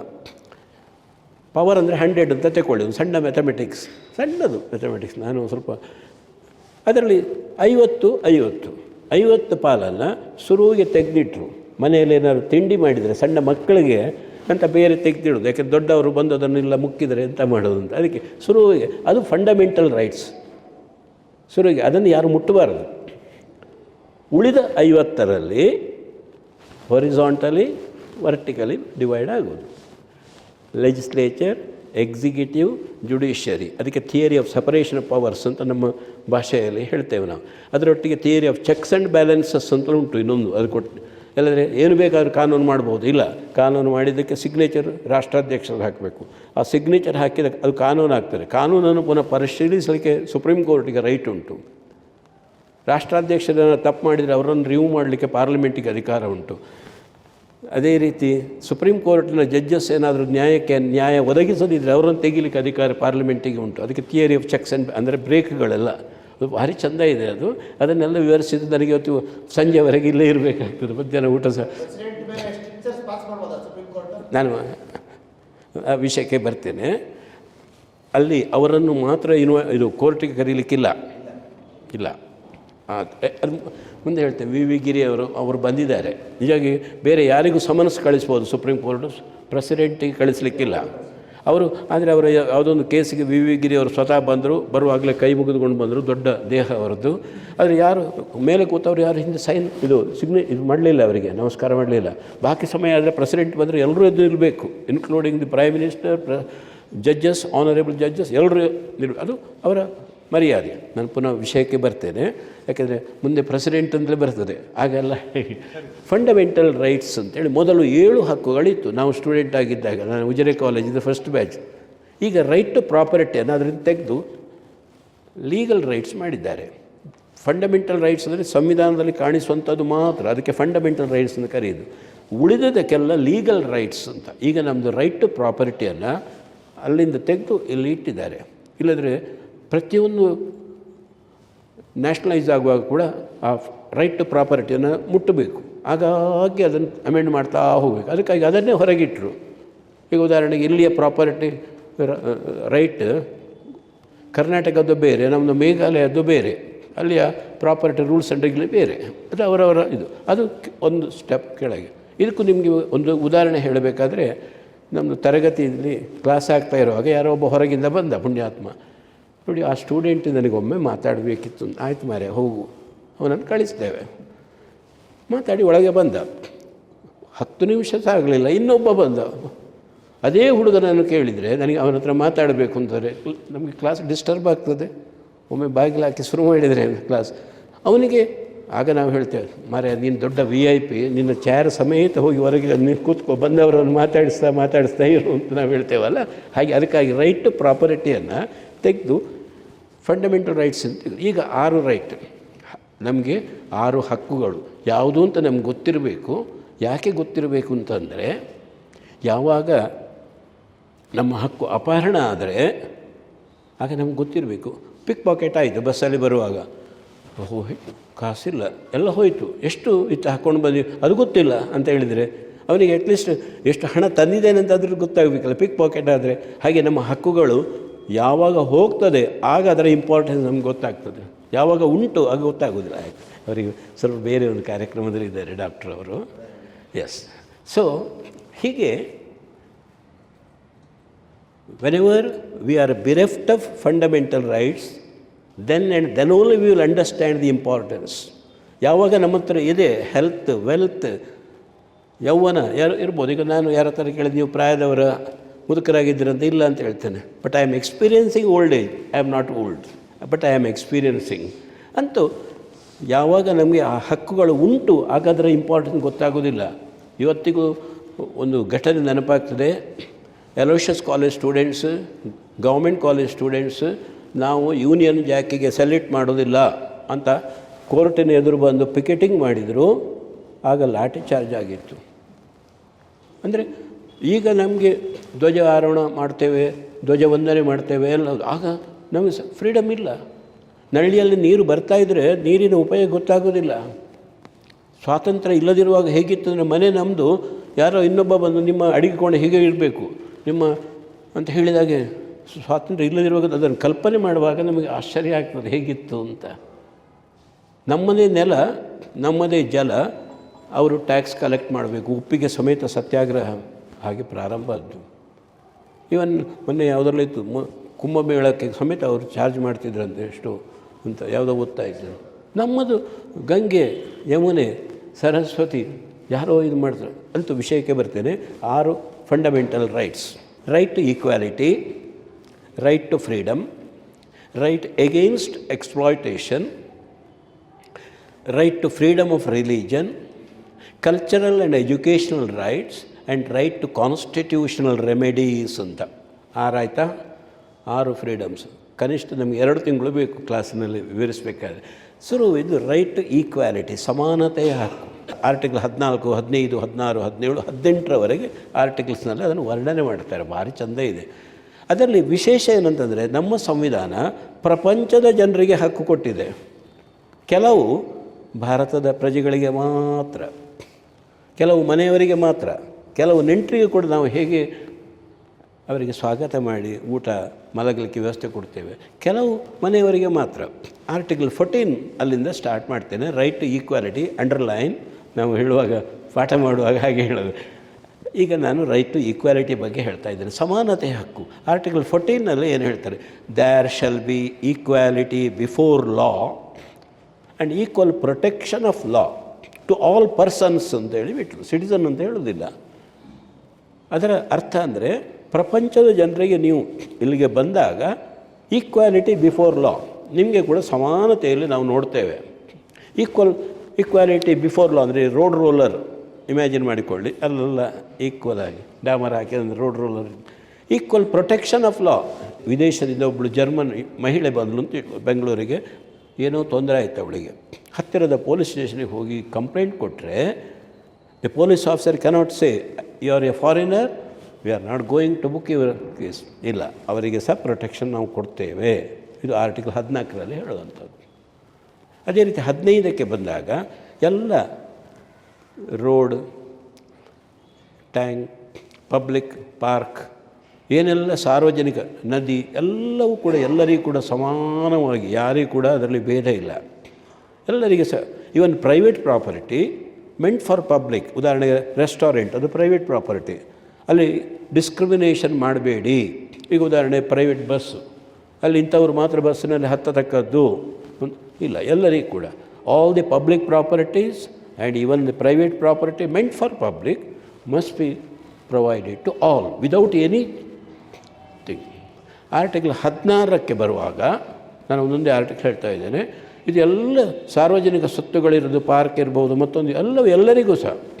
ಒಂದು ಎಕ್ಸೆಪ್ಷನ್ ಅಂದರೆ ವಿಮೆನ್ ಆ್ಯಂಡ್ ಚಿಲ್ಡ್ರನ್ ಅಂತ ಹೇಳ್ತಾರೆ. ಮಹಿಳೆಯರಿಗೊಂದು ಪ್ರತ್ಯೇಕ ಸ್ಥಳ, ಮಕ್ಕಳಿಗೊಂದು ಪ್ರತ್ಯೇಕ ಸ್ಥಳ ಅಂತಿದ್ದರೆ ಅಲ್ಲಿ ಅವರಿಗೆ ಇದು ಮಾಡ್ಬೋದು. ಉದಾಹರಣೆಗೆ ಪಾರ್ಕಲ್ಲಿ ಒಂದು ಸಣ್ಣದು ಮಕ್ಕಳ ಉಯ್ಯಾಲೆ ಅಂತ ಇಟ್ಟುಕೊಳ್ಳುವ, ಅದು ಮಕ್ಕಳು ಮಾತ್ರ ಕೂತ್ಕೊಳ್ಳಿಕ್ಕೆ, ಅಪ್ಪ ಅಮ್ಮ ಕೂತ್ಕೊಂಡು ಮಗುವನ್ನು ಮಧ್ಯದಲ್ಲಿ ಕೂತ್ಕೊಳಿಸಿದ್ರೆ ಡಬ್ಬ ಬಿದ್ದರೆ ಅದು ಎಂತ ಮಾಡೋದು, ಅದು ಮಕ್ಕಳಿಗೆ ಆದರೆ ಮಕ್ಕಳಿಗೆ ಮಾತ್ರ.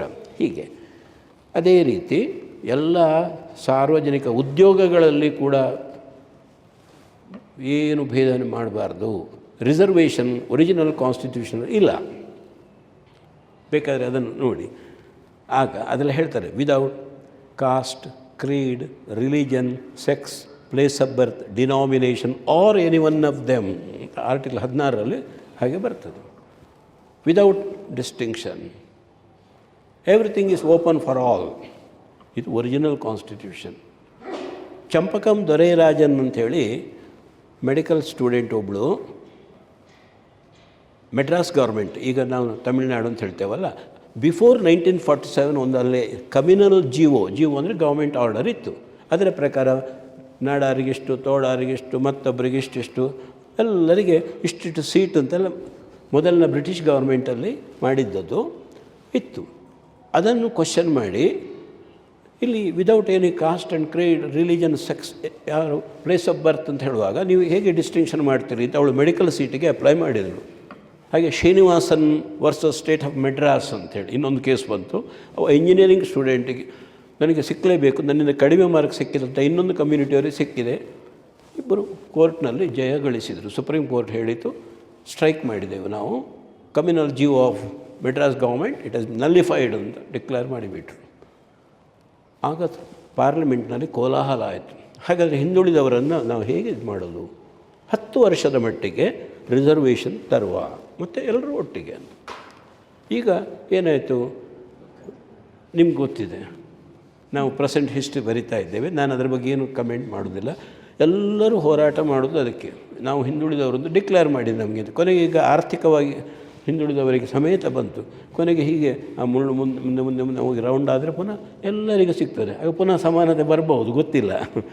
ಅಂದರೆ ಒಂದು ಸಣ್ಣದಿರೋ ಒಂದು ಪದ್ಯ ಇತ್ತು ನಮಗೆ, ಊರಿಗೆ ಊರೇ ಹಸೆಯಲ್ಲಿ ಕುಳಿತರೆ ಆರತಿ ಎತ್ತಲು ಜನೆಯಲ್ಲಿ, ಎಲ್ಲರೂ ಹಾಡುವ ಬಾಯೇ ಆದರೆ ಚಪ್ಪಾಳೆ ತಟ್ಟಲು ಜನೆಯಲ್ಲಿ ಅಂತ ಎಲ್ಲರೂ ಹಾಡು. ಹಾಗೆ ಒಂದೊಮ್ಮೆ ಹಾಗೆ ಎಲ್ಲರಿಗೂ ಸಿಕ್ಕಿತು ಅಂತಾದರೆ ನಾನು ಏನಂದರೆ ಕಮೆಂಟ್ ಮಾಡೋದಿಲ್ಲ. ಅಂತೂ ಆರ್ಟಿಕಲ್ 16 ಆಯಿತು. 17ನಲ್ಲಿ untouchability is abolished and all the practices of untouchability is punishable in accordance with law ಅಂತ ಆರ್ಟಿಕಲ್ 17. ಮಹಾತ್ಮ ಗಾಂಧಿಗೆ ಜೈ ಅಂತ ಹೇಳಿದರೆ ಅದು ಪಾಸಾಯಿತು. ನೆಕ್ಸ್ಟ್ 18ಕ್ಕೆ ಬರುವಾಗ ಬ್ರಿಟಿಷರು ಕೊಟ್ಟಂಥ ಏನು ಇದಿದೆ ಟೈಟಲ್ಸ್ ಅದೆಲ್ಲ ನಲ್ಲಿಫೈಡ್.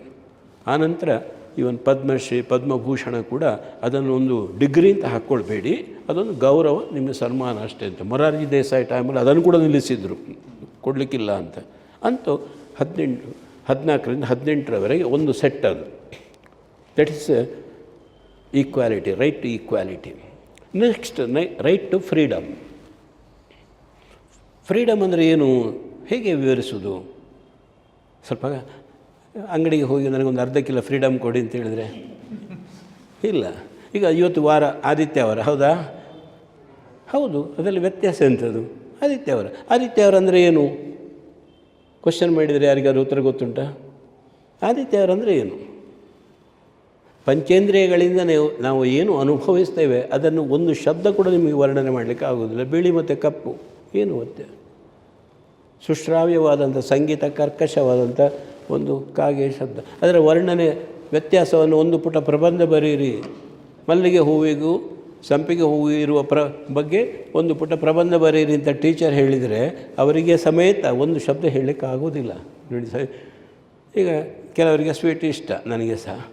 ಜಿಲೇಬಿ ಮತ್ತು ಲಾಡು ಅದರ ವ್ಯತ್ಯಾಸ, ಸ್ವೀಟ್ ಅಂದರೆ ಎಂಥದ್ದು ವ್ಯತ್ಯಾಸ ಯಾರಿಗಾದ್ರು ಹೇಳಲಿಕ್ಕಾಗ್ತದೆ? ಅದು ಅನುಭವ ಮಾತ್ರ. ಹಾಗೆಯೇ ಸ್ವಾತಂತ್ರ್ಯ ಅಂದರೆ ಅದು ಅನುಭವದ ಸಂಗತಿ ಅಂತ. ನಾವು ಅದಕ್ಕೆ ಏನು ಮಾಡ್ತೇವೆ ಅಂತ ಕ್ಲಾಸ್ನಲ್ಲಿ ವಿವರಿಸುವಾಗ ನಾವು ಹೇಳ್ತೇವೆ, ನಿಮಗೆ ಒಂದು ಪೀರಿಯಡ್ ಆದ ಕೂಡಲೇ ಬೆಲ್ಲ ಆಗ್ತದಲ್ಲ, ನಿಮಗೆಲ್ಲ ಸ್ಟೂಡೆಂಟ್ಸ್ ಆಗಿರೋದು ಅದು ನೆನಪು ಮಾಡಿ. ಇನ್ನೊಬ್ಬರು ಲೆಕ್ಚರರ್ ಬರಬೇಕಾದ್ರೆ ಒಂದು 5 ನಿಮಿಷ ಟೈಮ್ ಉಂಟು. ಅಬ್ಬಾ ಎಷ್ಟು ಖುಷಿ ಆಯಿತು, ಭಾರಿ ಖುಷಿ.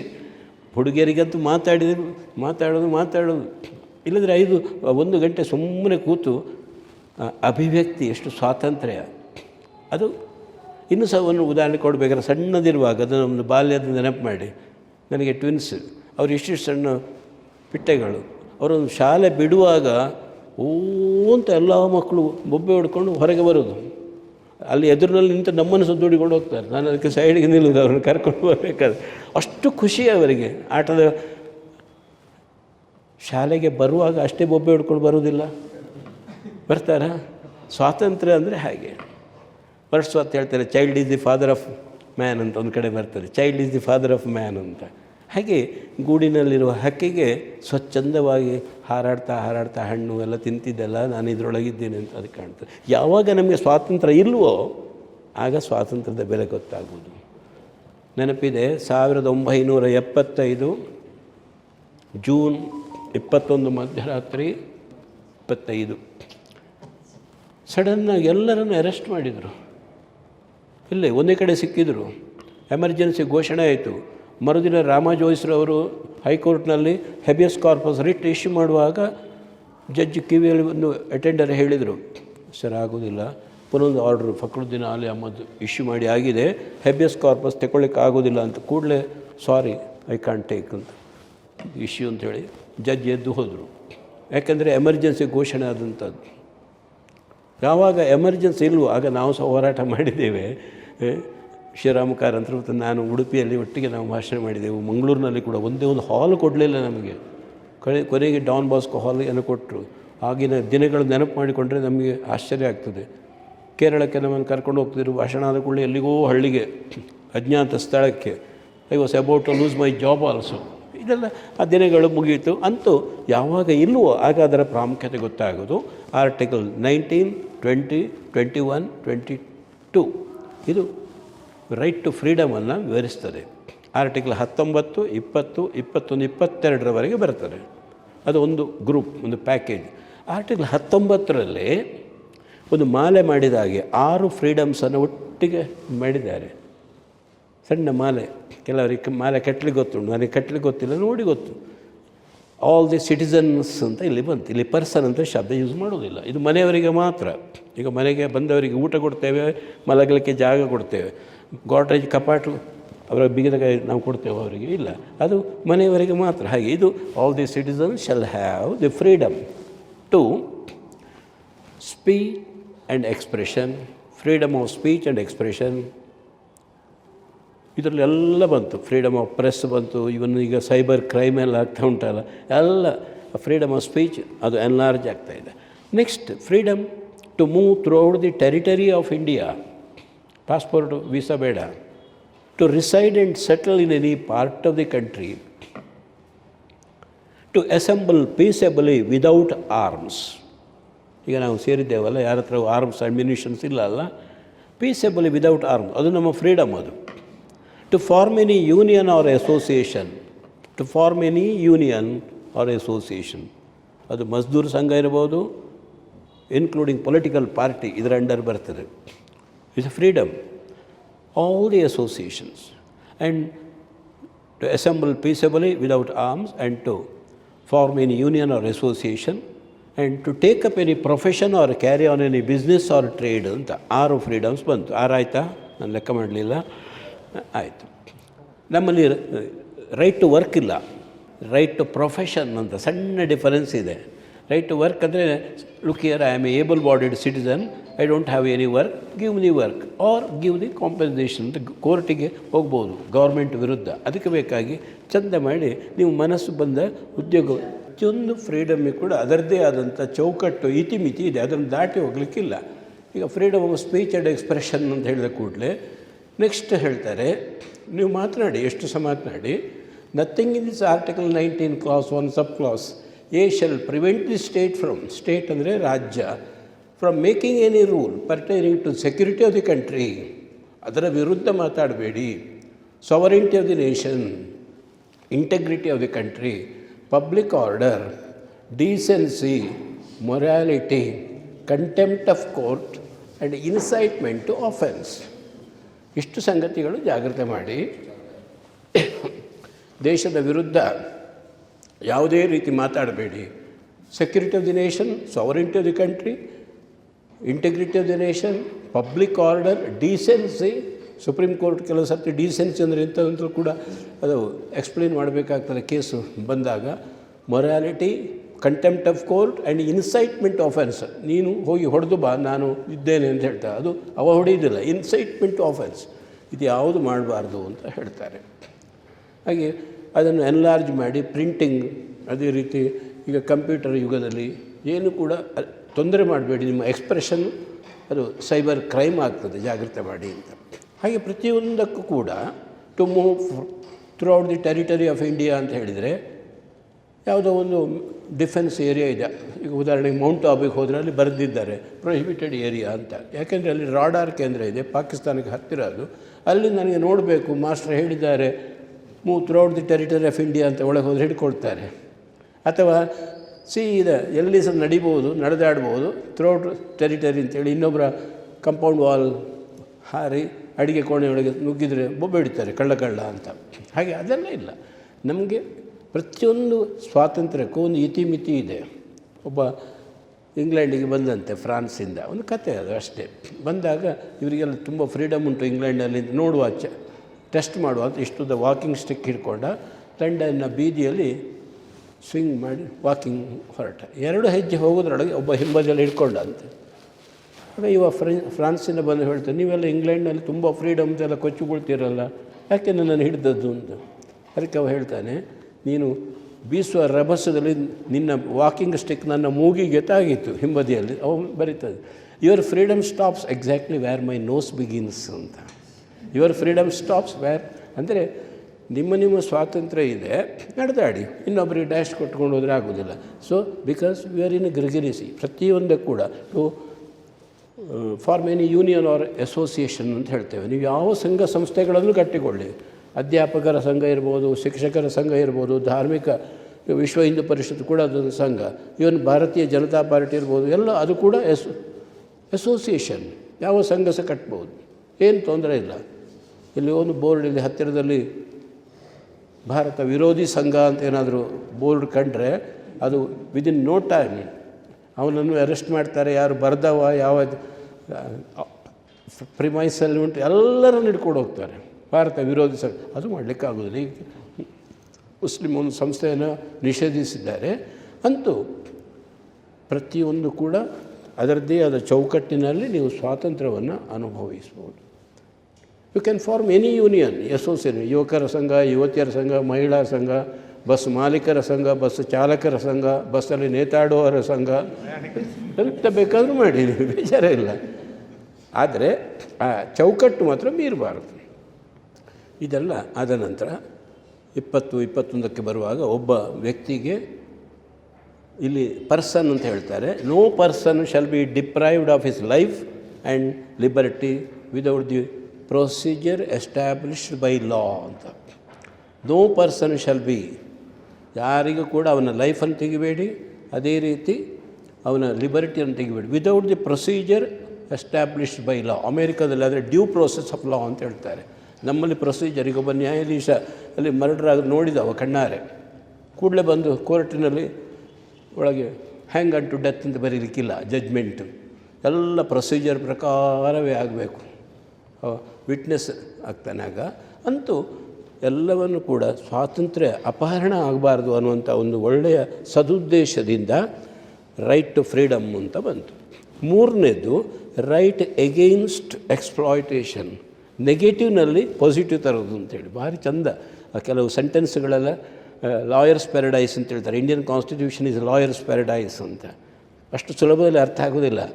ಅದಕ್ಕೆ ಪುಸ್ತಕ ಬರೀಬೇಕಾದರೂ ಅದರ ಬಗ್ಗೆ ಸಾಕಷ್ಟು ನಮಗೆ ಕೃಷಿ ಮಾಡಬೇಕಾಗ್ತದೆ, ಇಲ್ಲದ್ರೆ ಒಂದರ ಬಗ್ಗೆ ಇನ್ನೊಂದು ಇಂಟರ್ಪ್ರಿಟೇಷನ್ ಮಾಡಬೇಕಲ್ಲ.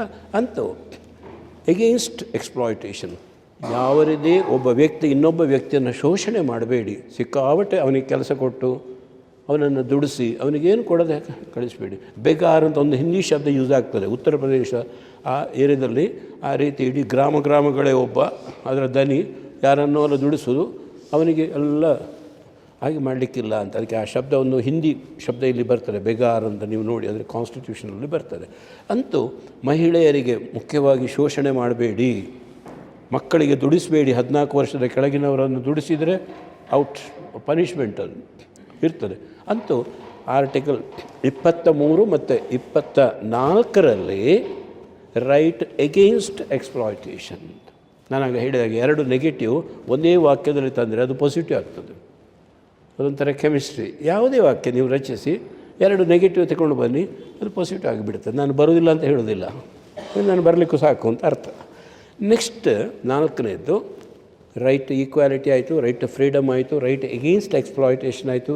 4th one right to freedom of religion ಅಂತ ಬರ್ತಾರೆ, ಧಾರ್ಮಿಕ ಸ್ವಾತಂತ್ರ್ಯದ ಹಕ್ಕು ಅಂತ. ಇಲ್ಲಿ ನನ್ನದೇ ಆದಂಥ ಕೆಲವು ಅಬ್ಸರ್ವೇಷನ್ಸ್ ಇದೆ ಅಥವಾ ರಿಸರ್ವೇಷನ್ ಇದೆ. ಏನು ಅಂತಂದರೆ ಆಲ್ ದಿ ಪರ್ಸನ್ಸ್ ಅಂತ ಹೇಳಿಬಿಟ್ರು ಇಲ್ಲಿ.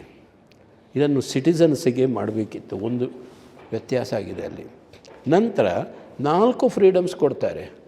Freedom of conscience, freedom to practise religion, freedom to profess religion, freedom to propagate religion ಅಂತ. ಯಾಕೆ 4ನೇದು ಪಕ್ಕ ಅದನ್ನು ಮುಂದೆ ಹೋಗಲಿಕ್ಕೆ ಬಿಡಲಿಲ್ಲ, ಡಿಸ್ಕಷನ್ ಭಾರಿ ಜೋರಾಯಿತು. ಪ್ರೊಫಗೇಟ್ ಅಂತ ಹಿಂದೂ ಧರ್ಮದಲ್ಲಿ ಇಲ್ಲ, ನಾವು ಮೆಜಾರಿಟಿಲಿ ಇರೋದು. ಯಾರನ್ನು ಖುಷಿಪಡಿಸಲಿಕ್ಕೆ ನೀವು ಆ ಶಬ್ದ ಉಪಯೋಗಿಸಿದ್ದೀರಿ? ಫ್ರೀಡಮ್ ಆಫ್ ಕಾನ್ಷಿಯನ್ಸ್, ಆತ್ಮಸಾಕ್ಷಿಯ ಹಕ್ಕು.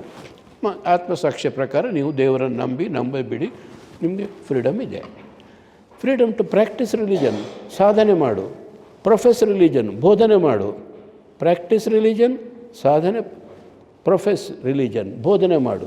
ಫ್ರೀಡಮ್ ಟು ಪ್ರೊಫಗೇಟ್ ರಿಲಿಜನ್ ಅಂತ ತಗೊಂಡು ಬಂದ್ರಲ್ಲ, ಏನಾಯಿತು? ಕರ್ವ್ ಮೇಲೆ ಹೋಗಿದೆ. ನಾರ್ತ್ ಈಸ್ಟ್ನಲ್ಲಿ ತುಂಬ ಸ್ವಾತಂತ್ರ್ಯ ಬಂದ ನಂತರ ಕನ್ವರ್ಟ್ ಅದು ಜಾಸ್ತಿ, ಅದರ ಮೊದಲಿಂದ ಜಾಸ್ತಿ, ಮೊದಲಿಂದ ಕಮ್ಮಿ. ಇದು ಆಫ್ಟರ್ ಇಂಡಿಪೆಂಡೆನ್ಸ್ ಜಾಸ್ತಿ ಆಗಿದೆ. ಅವ್ರು ಹೇಳ್ತಾರೆ, ನಿಮ್ಮ ಸಂವಿಧಾನದಲ್ಲಿ ಉಂಟಲ್ಲ, ನಾವು ಯಾರು ಸಹ ಬರ್ಬೋದು, ಚರ್ಚ್ ಕಟ್ಬೋದು, ಮತಬೋಧನೆ ಮಾಡ್ಬೋದು, ನೀವು ಅಷ್ಟು ಫ್ರೀಡಮ್ ಇದೆ. There are some countries called theocratic states wedded to a particular religion. ಸುಮಾರು 50ರ ಮೇಲೆ ಮುಸ್ಲಿಂ ಕಂಟ್ರಿಗಳು, ಅವರು ಹೇಳ್ತಾರೆ ಸ್ಟೇಟ್ ರಿಲಿಜನೇ ಇಸ್ಲಾಂ ಅಂತ. ಕ್ರಿಶ್ಚಿಯನ್ ಕಂಟ್ರೀಸ್ ಇದೆ, ವೆಡೆಡ್ ಟು ಕ್ರಿಶ್ಚಿಯಾನಿಟಿ. ಈಗ ವೆಟಿಕನ್ ಉಂಟಲ್ಲ, ಅದೊಂದು ರಾಷ್ಟ್ರ, ಅದು ಸಿಟಿ. ಹಾಗೆ ಸ್ಪೇನ್, ಅವರೆಲ್ಲ ಕ್ರಿಶ್ಚಿಯನ್ ಕಂಟ್ರಿ, ಅದಕ್ಕೆ ಜಾಸ್ತಿ ಇಂಪಾರ್ಟೆನ್ಸ್ ಕೊಡ್ತಾರೆ. ಇನ್ನು ಕೆಲವು ಕಡೆಯಲ್ಲಿ Buddhist, though they are secular. Japan ಕಾನ್ಸ್ಟಿಟ್ಯೂಷನ್ನಲ್ಲಿ ಅಲ್ಲೆಲ್ಲ ಬುದ್ಧಿಸಮಿಗೆ ಸ್ವಲ್ಪ ಜಾಸ್ತಿ ಉಂಟು. ಒಂದೇ ಒಂದು ಕಂಟ್ರಿ ಇತ್ತು, ನೇಪಾಳ, ಹೋಯಿತು, ಹಿಂದೂ ಕಂಟ್ರಿ.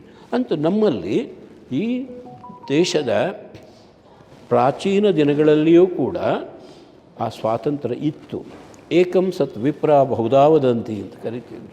ಯಾವ ಹೆಸರಿನಲ್ಲೂ ನೀವು ದೇವರನ್ನು ಕರೀರಿ, ಯಾವ ವಿಧಾನದಲ್ಲೂ ದೇವರನ್ನು ಆರಾಧನೆ ಮಾಡಿ, ಎಲ್ಲ ಸ್ವಾತಂತ್ರ್ಯ ಈ ದೇಶದಲ್ಲಿ ಮಾತ್ರ ಇದ್ದದ್ದು.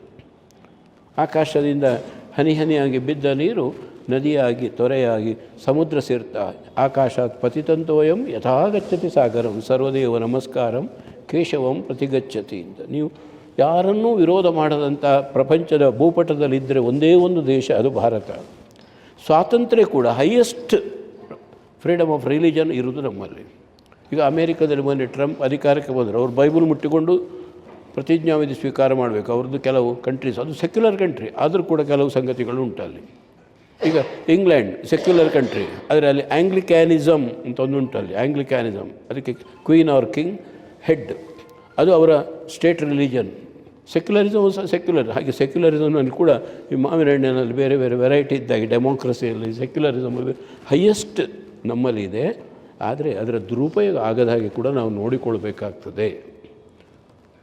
So vigilance is the price of democracy ಅಂತ ಹೇಳಿದ ಹಾಗೆ ಅಂತೂ ಆ ಬಗ್ಗೆ ನಾನು ಸುಮಾರು ಸಲ ಯೋಚನೆ ಮಾಡ್ತಾ ಇದ್ದೇನೆ. ಅದನ್ನು ಪರ್ಸನ್ ಅಂತ ಯಾಕೆ ಮಾಡಿದರು, ಸಿಟಿಸನ್ ಅಂತ ಮಾಡಬೇಕಿತ್ತಲ್ಲ. ಆ ಪ್ರೊಫಗೇಟ್ ಅಂತೇಳಿ ಶಬ್ದ ತ್ಯಾಗಿ ಮಸೂದೆ ಅಂತ ಬಂತು ಮೊರಾರ್ಜಿ ದೇಸಾಯಿ ಅವರ ಟೈಮಲ್ಲಿ, ಮತ್ತು ಜೋರು ಪ್ರೊಟೆಸ್ಟ್ ಆಯಿತು, ಬಿಟ್ಟರು. ಈಗ ಕೆಲವು ಸ್ಟೇಟ್ಗಳಲ್ಲಿ ಮಾಡಿದ್ದಾರೆ, right to freedom of religion cannot be equated to freedom of conversion ಅಂತ. Stainislaus versus state of Madhya Pradesh ಒಂದು ಕೇಸ್ನಲ್ಲಿ ಕೋರ್ಟ್ ಕರೆಕ್ಟ್ ಹೇಳ್ತದೆ, ನಿಮಗೆ ಫ್ರೀಡಮ್ ಇದೆ ಅಂತ ಹೇಳಿದರೆ ಕನ್ವರ್ಷನ್ ಮಾಡಲಿಕ್ಕೆ ಸಹ ಫ್ರೀಡಮ್ ಅಂತ, ಅದನ್ನು ಈಕ್ವೇಟ್ ಮಾಡಬೇಡಿ ಅಂತ. ಸೊ ಕೆಲವು ರಾಜ್ಯಗಳು ಈಗಾಗಲೇ ರೂಲ್ಸ್ ತಂದಿದೆ, ಆದರೆ ಅಗತ್ಯ ಇಲ್ಲ. ಪಾರ್ಲಿಮೆಂಟು ಅದನ್ನೇ ಎರಡು ಶಬ್ದಗಳನ್ನು ಪರ್ಸನನ್ನು ಮತ್ತು ಪ್ರೊಫಗೇಟ್ ತೆಗೆದರೂ ಒಳ್ಳೆಯದಾಗ್ತಿತ್ತು. Next cultural and educational rights ಅಂತ, ಶೈಕ್ಷಣಿಕ ಮತ್ತು ಸಾಂಸ್ಕೃತಿಕ ಹಕ್ಕು. Cultural and educational rights. India is a mosaic of cultures. ನಮ್ಮಲ್ಲಿದ್ದಷ್ಟು ವಿಶೇಷವಾದಂತಹ ಸಾಂಸ್ಕೃತಿಕ ವೈವಿಧ್ಯಗಳು, ಸಾಮಾಜಿಕ ವೈವಿಧ್ಯಗಳು. ಈಗ ನಮ್ಮ ಕಡೆದೇ ಬೇರೆ, ತುಳುನಾಡಿಗೆ ಹೋದರೆ ಬೇರೆ, ಕೊಡವರ ಸಮಾಜ ಎಲ್ಲ ಅವರವರದೇ ಭಾಷೆ, ಅವರದ್ದೇ ಸಂಸ್ಕೃತಿ, ಇದೆಲ್ಲ ಇರುವಂಥದ್ದು ನಮ್ಮ ದೇಶ. ಎಲ್ಲಿ ಹೋದರೂ ಕೂಡ ನೀವು ತಮಿಳರದ್ದು ಬೇರೆ ಇರ್ಬೋದು, ತೆಲುಗಿನವರದ್ದು ಬೇರೆ ಇರ್ಬೋದು, ಅದನ್ನೆಲ್ಲ ಉಳಿಸಿಕೊಳ್ಳಿ, ಬೆಳೆಸಿಕೊಳ್ಳಿ ಅಂತ ಆರ್ಟಿಕಲ್ 29 ಮತ್ತು 30 ಸಾರಾಂಶ ಅದು. ಕಲ್ಚರಲ್ ಆ್ಯಂಡ್ ಎಜುಕೇಷನಲ್ ರೈಟ್ಸ್ ಅಂತ. ಈಗ ನಾನು ಮೇಘಾಲಯಕ್ಕೆ ಹೋದಾಗ ಅಲ್ಲಿ ಶಿಲಾಂಗಿನ ಗೌರ್ಮೆಂಟ್ ಹೇಳುವಾಗಿಲ್ಲ, ನೀವು ಕರ್ನಾಟಕದಿಂದ ಮಂಗಳೂರಿಂದ ಬಂದಿದ್ದೀರಿ, ನಿಮಗೆ ಪರ್ಮಿಷನ್ ಕೊಡೋದಿಲ್ಲ ಅಂತ ಹೇಳಲಿಕ್ಕಿಲ್ಲ, ಕೊಡಲೇಬೇಕು ಅವರು. Because in any part of the country we can establish our own institution. So ಹಾಗೆ ಕಲ್ಚರಲ್ ಆ್ಯಂಡ್ ಎಜುಕೇಷನಲ್ ರೈಟ್ಸ್. ಇಲ್ಲಿ ಮೈನಾರಿಟಿ ಅಂತ ಒಂದು ಶಬ್ದ ಬರ್ತದೆ. ಆ ಮೈನಾರಿಟಿಗೆ ಎರಡು ಅರ್ಥ ಉಂಟು, ಒಂದು ಲಿಂಗ್ವಿಸ್ಟಿಕ್ ಮೈನಾರಿಟಿ, ಇನ್ನೊಂದು ರಿಲೀಜಿಯಸ್ ಮೈನಾರಿಟಿ ಅಂತ. ಆ ಲಿಂಗ್ವಿಸ್ಟಿಕ್ ಮೈನಾರಿಟಿಗೆ ಉದಾಹರಣೆಗೆ ನಾವು ಇನ್ನೊಂದು ಕಡೆಗೆ ಹೋದರೆ ಅಲ್ಲಿ ನಾವು ಲಿಂಗ್ವಿಸ್ಟಿಕ್ ಮೈನಾರಿಟಿ ಆಗ್ತೇವೆ. ಈಗ Tulu is a linguistic minority, Konkani ಭಾಷೆ ಅದು ಲಿಂಗ್ವಿಸ್ಟಿಕ್ ಮೈನಾರಿಟಿ. ಅವರೇನಾದ್ರು ಇನ್ಸ್ಟಿಟ್ಯೂಷನ್ ಮಾಡಬೇಕಾದ್ರೆ ಅವರಿಗೆ ವಿಶೇಷವಾದಂಥ ಒಂದು ಬೇರೆ ಕ್ಯಾಟಗರಿ ಬರ್ತಾರೆ. ಅಂತೂ 29-30 right to cultural and educational rights ಅಂತ 29 ಮತ್ತು 30. ಅಲ್ಲಿ ಆಲ್ ಮೈನಾರಿಟೀಸ್ ಅಂತ ಒಂದು ಆರ್ಟಿಕಲ್ 30 ಬರ್ತದೆ. ಆ ಮೈನಾರಿಟೀಸಿಗೆ ವಿವರಿಸುವಾಗ ನಾವು ರಿಲೀಜಿಯಸ್ ಮೈನಾರಿಟಿ ಮಾತ್ರ ಅಂತ ಹೇಳೋದಿಲ್ಲ, ಲಿಂಗ್ವಿಸ್ಟಿಕ್ ಮೈನಾರಿಟಿ ಕೂಡ ಸೇರಿಸ್ತೇವೆ. ಕೊನೆಯದ್ದು article 32 right to constitutional remedies. Right to constitutional remedies ಇದನ್ನು ಅಂಬೇಡ್ಕರ್ ಹೇಳ್ತಾರೆ. ನನಗೆ ಬಹಳ ಖುಷಿ ಇದು ಕೊನೆಯದ್ದು ಅಂತ. ಈಗ ಎಲ್ಲ ಸ್ವೀಟೆಲ್ಲ ಒಂದು ಮಗುವಿಗೆ ಕೊಟ್ಟಿತ್ತು ಅಂತ ಹೇಳುವ, ಕೊಟ್ಟ ನಂತರ ಅದಕ್ಕೆ ಭಾರಿ ಖುಷಿ, 2 ಕಿಶೆ ಫುಲ್ ಆಯಿತು. ಹೋದ ಕೂಡಲೇ ಇಲ್ಲಿ ಬಾ ಅಂತ ಹಿಂದೆ ಕರೆದು ಅದನ್ನೆಲ್ಲ ಹಿಂದೆ ತಗೊಂಡು ಬಿಟ್ಟರೆ ಏನಾದಿತ್ತು. ಹಾಗೆಯೇ ಈ ದೇಶದ ಪ್ರಜೆಗಳಿಗೆ ನಾವು fundamental rights, right to equality, right to freedom ಎಲ್ಲ ಕೊಡ್ತೇವೆ. ಕೊಟ್ಟ ನಂತರ ನಾಳೆ ದಿನ either government of the day, central, state or local, or the next door neighbour, if he confiscates fundamental rights of the people or abridges or abrogates or nullifies, ಆಗ ಏನು ಮಾಡೋದು? ಆ ರೀತಿಯಲ್ಲಿ ಹೋದರೆ ಏನು ಮಾಡೋದು? ಆಕಾಶ ನೋಡಿಕೊಂಡು ಕೂತ್ಕೊಳ್ಳೋದಲ್ಲ. ಅದಕ್ಕೆ to get back fundamental rights, look here article 32.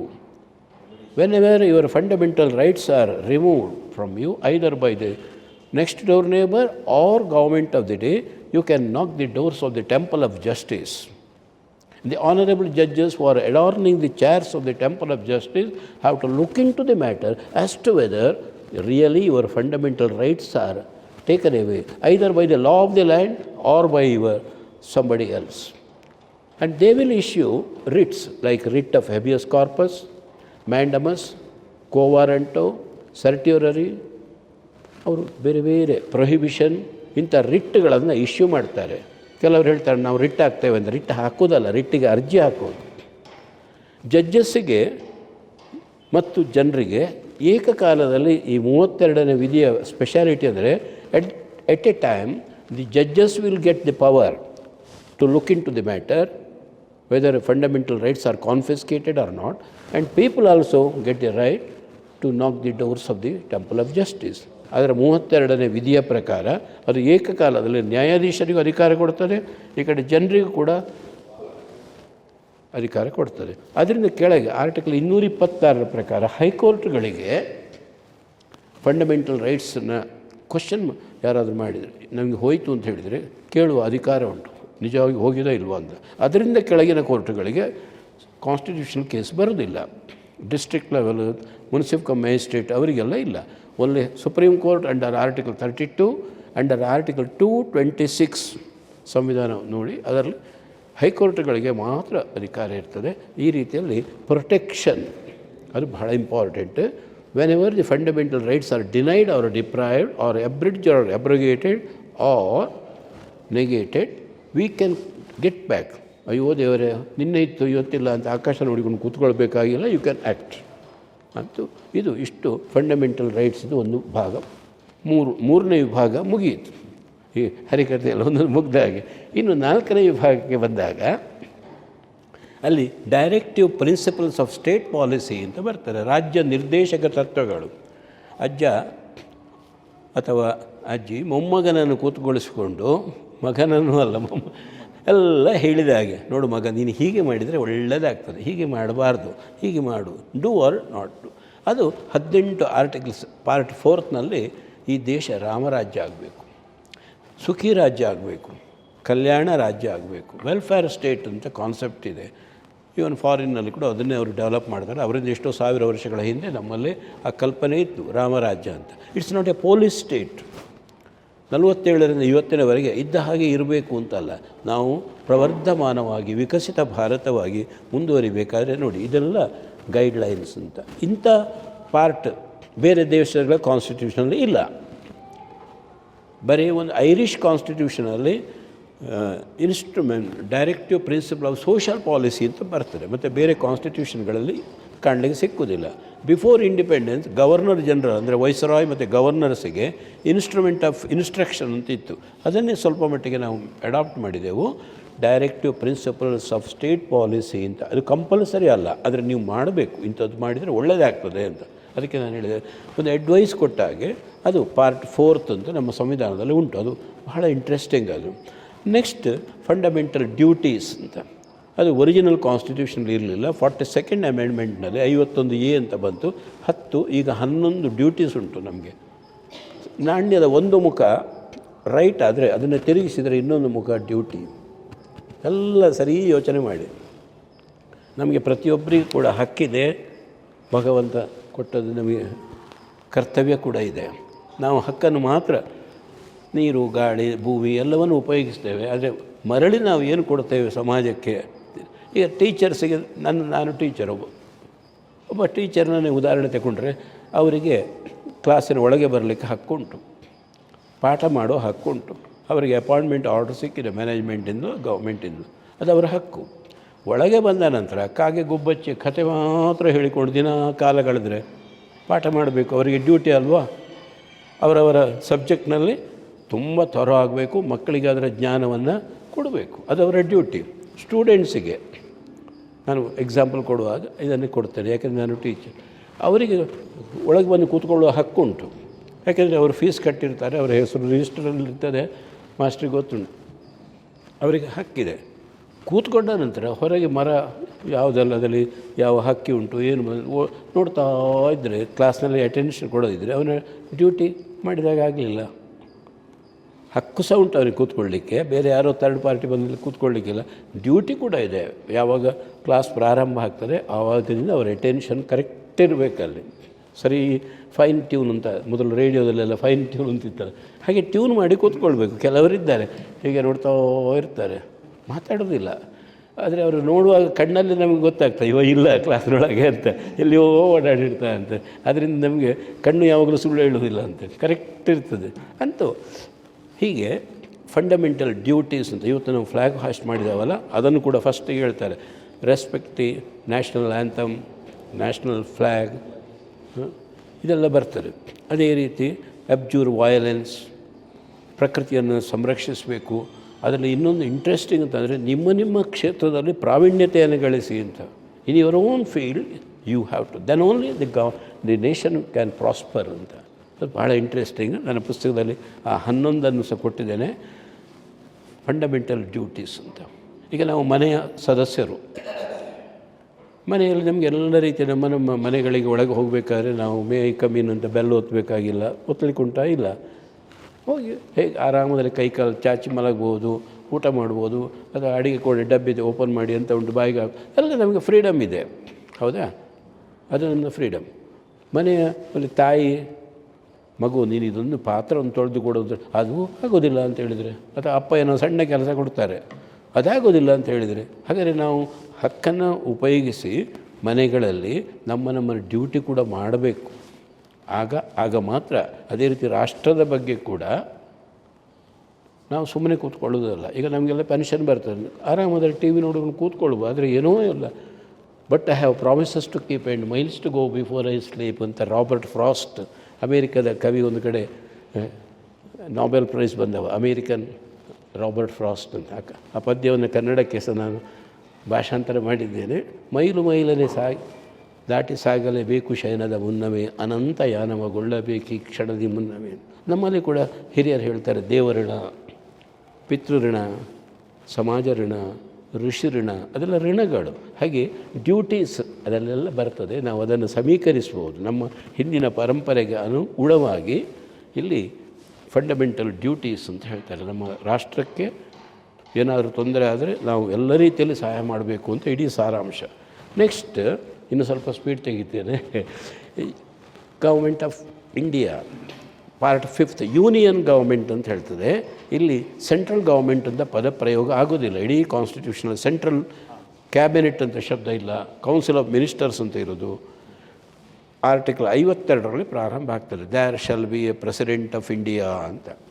Part 5 ಇಡೀ ಕೇಂದ್ರ ಸರ್ಕಾರವನ್ನು ಅವರು ಚಂದ ಮಾಡಿ ವಿವರಿಸಲಿಕ್ಕೆ ಹೊರಡ್ತಾರೆ. ಎಲ್ಲ ಇಲ್ಲಿ ವಿಶೇಷವನ್ನು ಗಮನಿಸಬೇಕು ಅಂತಂದರೆ, ಅಧಿಕಾರದ ಎಲ್ಲ ಬೀಗದ ಕೈ ಕೊಟ್ಟದ್ದು ದ್ರೌಪದಿ ಮುರ್ಮು ಅವರಿಗೆ, ಅಂದರೆ ಪ್ರೆಸಿಡೆಂಟ್ ಆಫ್ ಇಂಡಿಯಾಕ್ಕೆ. ಇದು ಒಬ್ಬ ಫಾರಿನ್ ಸ್ಟೂಡೆಂಟ್, ಇವರನ್ನು ನೋಡಿದ ಕೂಡ ನನಗೆ ಫಾರಿನ್ ಆಗಿ ಕಂಡಿತ್ತು. ಅವರು ಇಂಡಿಯನ್ ಕಾನ್ಸ್ಟಿಟ್ಯೂಷನ್ ಓದಿದರೆ they will come to the veritable conclusion, oh president ಸಿಕ್ಕಾಪಟ್ಟೆ ಪವರ್ಫುಲ್ ಅಂತ. ಎಲ್ಲ ಇಡೀ ಬೀಗದ ಕೈ ಗೊಂಚಲನ್ನೇ ಕೊಟ್ಟದ್ದು ಪ್ರೆಸಿಡೆಂಟ್ ಹತ್ರ. ಆಶ್ಚರ್ಯ ಆಗ್ಬೋದು ನಿಮಗೆ. ನಾನು ಅದರ ಉದಾಹರಣೆ ಕೊಡ್ತಾ ಹೋಗ್ತಾನೆ. President appoints prime minister, president appoints all the ministers, portfolios are distributed in the name of the president, president administers the oath of office and oath of secrecy to the prime minister and other ministers. All governors and lieutenant governors are appointed by the President of India. All the judges of Supreme Court and High Court appointed by the President of India. All the commissioners, high commissioners and ambassadors are sent and received by the President of India. All the commissions like Election Commission, Finance Commission, Atomic Commission, all appointed by the President of India. ಹೀಗೆ ಹೇಳ್ತಾ ಹೋಗೋದು ಎಲ್ಲ president. Even property government of ಇಂಡಿಯಾದಿದ್ದು in the name of the president of India. Defence ಅವರದ್ದೇ supreme, ಅದನ್ನು ಹೇಳಿಬಿಡ್ತೇನೆ. President is supreme commander of army, navy and air force. And president alone can declare war, nobody else can declare war. ಎಲ್ಲ president ಅಂತ ಇಡೀ ಬೀಗದ ಕೈಗೊಂಚಲು. ಆದರೆ ಅದನ್ನು open ಮಾಡೋದು, close ಮಾಡೋದು ಎಲ್ಲ ಪ್ರೈಮ್ ಮಿನಿಸ್ಟರ್. ಕ್ವಶನ್ ಇಲ್ಲಿ ಬರ್ತದೆ, ಇದು ಸರಿಯಾ ಅಂತ. ಅದಕ್ಕೆ ನಾವು ಒಂದು ಶಬ್ದ ಯೂಸ್ ಮಾಡ್ತೇವೆ ಪೊಲಿಟಿಕಲ್ ಸೈನ್ಸ್ನಲ್ಲಿ, ಕಾನ್ಸ್ಟಿಟ್ಯೂಷನಲ್ ಪ್ಯಾರಡಾಕ್ಸಸ್ ಅಂತ. ಇಂಗ್ಲೆಂಡ್ನಲ್ಲಿ ಅನ್ರಿಟನ್ ಕಾನ್ಸ್ಟಿಟ್ಯೂಷನಲ್ಲಿ ರಿಟರ್ನ್ ಕಾನ್ಸ್ಟಿಟ್ಯೂಷನ್ ಇಲ್ಲ. ಅಲ್ಲಿ ಮೊದಲು ಕ್ವೀನ್ ಇದ್ದರು. All government, treasury, government, everything belongs to her majesty's government. ಈಗ ಹಿಸ್ ಮೆಜೆಸ್ಟೀಸ್ ಆಗಿದೆ. ಎಲಿಜಬೆತ್ II ಇರುವಾಗ ಎಲ್ಲ defence her majesty's, cabinet her majesty's cabinet, opposition her majesty's opposition, ಹೀಗೆ ಎಲ್ಲ ಹರ್ ಮೆಜೆಸ್ಟೀಸ್. ಅಲ್ಲಿ ಆಂಗ್ಲಿಕನ್ ಚರ್ಚ್ ಉಂಟು, ಅದು ಕೂಡ ಹರ್ ಮೆಜೆಸ್ಟೀಸ್. ಆದರೆ ಪ್ರೈಮ್ ಮಿನಿಸ್ಟರ್ ಅಲ್ಲಿ ಪವರ್ಫುಲ್. ಎಷ್ಟು ಎಲ್ಲ ಹೆಡ್ಡೇಗೆ ಪ್ರೈಮ್ ಮಿನಿಸ್ಟರ್ ತಗೊಳ್ತಾರೆ. ಬಕ್ಕಿಂಗ್ಹ್ಯಾಮ್ ಪ್ಯಾಲೇಸ್ನಲ್ಲಿ ಅಷ್ಟು ತಲೆಬಿಸಿಲ್ಲ. ಒಬ್ಬ ಪ್ರೈಮ್ ಮಿನಿಸ್ಟರ್ ಆಸ್ಕ್ವಿತ್ ಅಂತ ಒಬ್ಬರು ಬರ್ಕೊಳ್ತಾರೆ, ಪ್ರೈಮ್ ಮಿನಿಸ್ಟರ್ ಆಗಿದ್ದವರು. Prime minister's position is so top that it is so hot and lonely at the top. ಕೆಲವು ಯಾರಿಗೂ ಹೇಳಲಿಕ್ಕೂ ಆಗೋದಿಲ್ಲ. So top that it is so hot and lonely at the top ಅಂತ. ನಮ್ಮಲ್ಲಿ ರಿಟರ್ನ್ ಕಾನ್ಸ್ಟಿಟ್ಯೂಷನ್ ಮಾಡುವಾಗ ಆ ಪ್ರೊಸೀಜರನ್ನು develop ಮಾಡಿದರು. ಒಂದು ಸಲ ಸ್ವತಃ ರಾಜೇಂದ್ರ ಪ್ರಸಾದ್ ಶುರುವಿನ ಡಾಕ್ಟರ್ ರಾಜೇಂದ್ರ ಪ್ರಸಾದ್ ಪ್ರೆಸಿಡೆಂಟಿಗೆ ಡೌಟ್ ಬಂತು, ಎಂತ ಮಾಡೋದು, ಎಷ್ಟು ಹೆಜ್ಜೆ ಮುಂದೆ ಹೋಗ್ಬೋದು, ನೋಡಿದ್ರೆಲ್ಲ ಅವರದ್ದೇ ಪ್ರೆಸಿಡೆಂಟ್ ಅಂತ. ಹಿಂದೂ ಕೋಡ್ ಬಿಲ್ಗೆ ಸೈನ್ ಹಾಕಲಿಲ್ಲ ಅಂತ ನೆಹರೂರವರಿಗೆ ಸಿಕ್ಕಾಬಿಟ್ಟು ಸಿಟ್ಟು. ಹಾಕಲೇಬೇಕು ನೀವು ಅಂತ.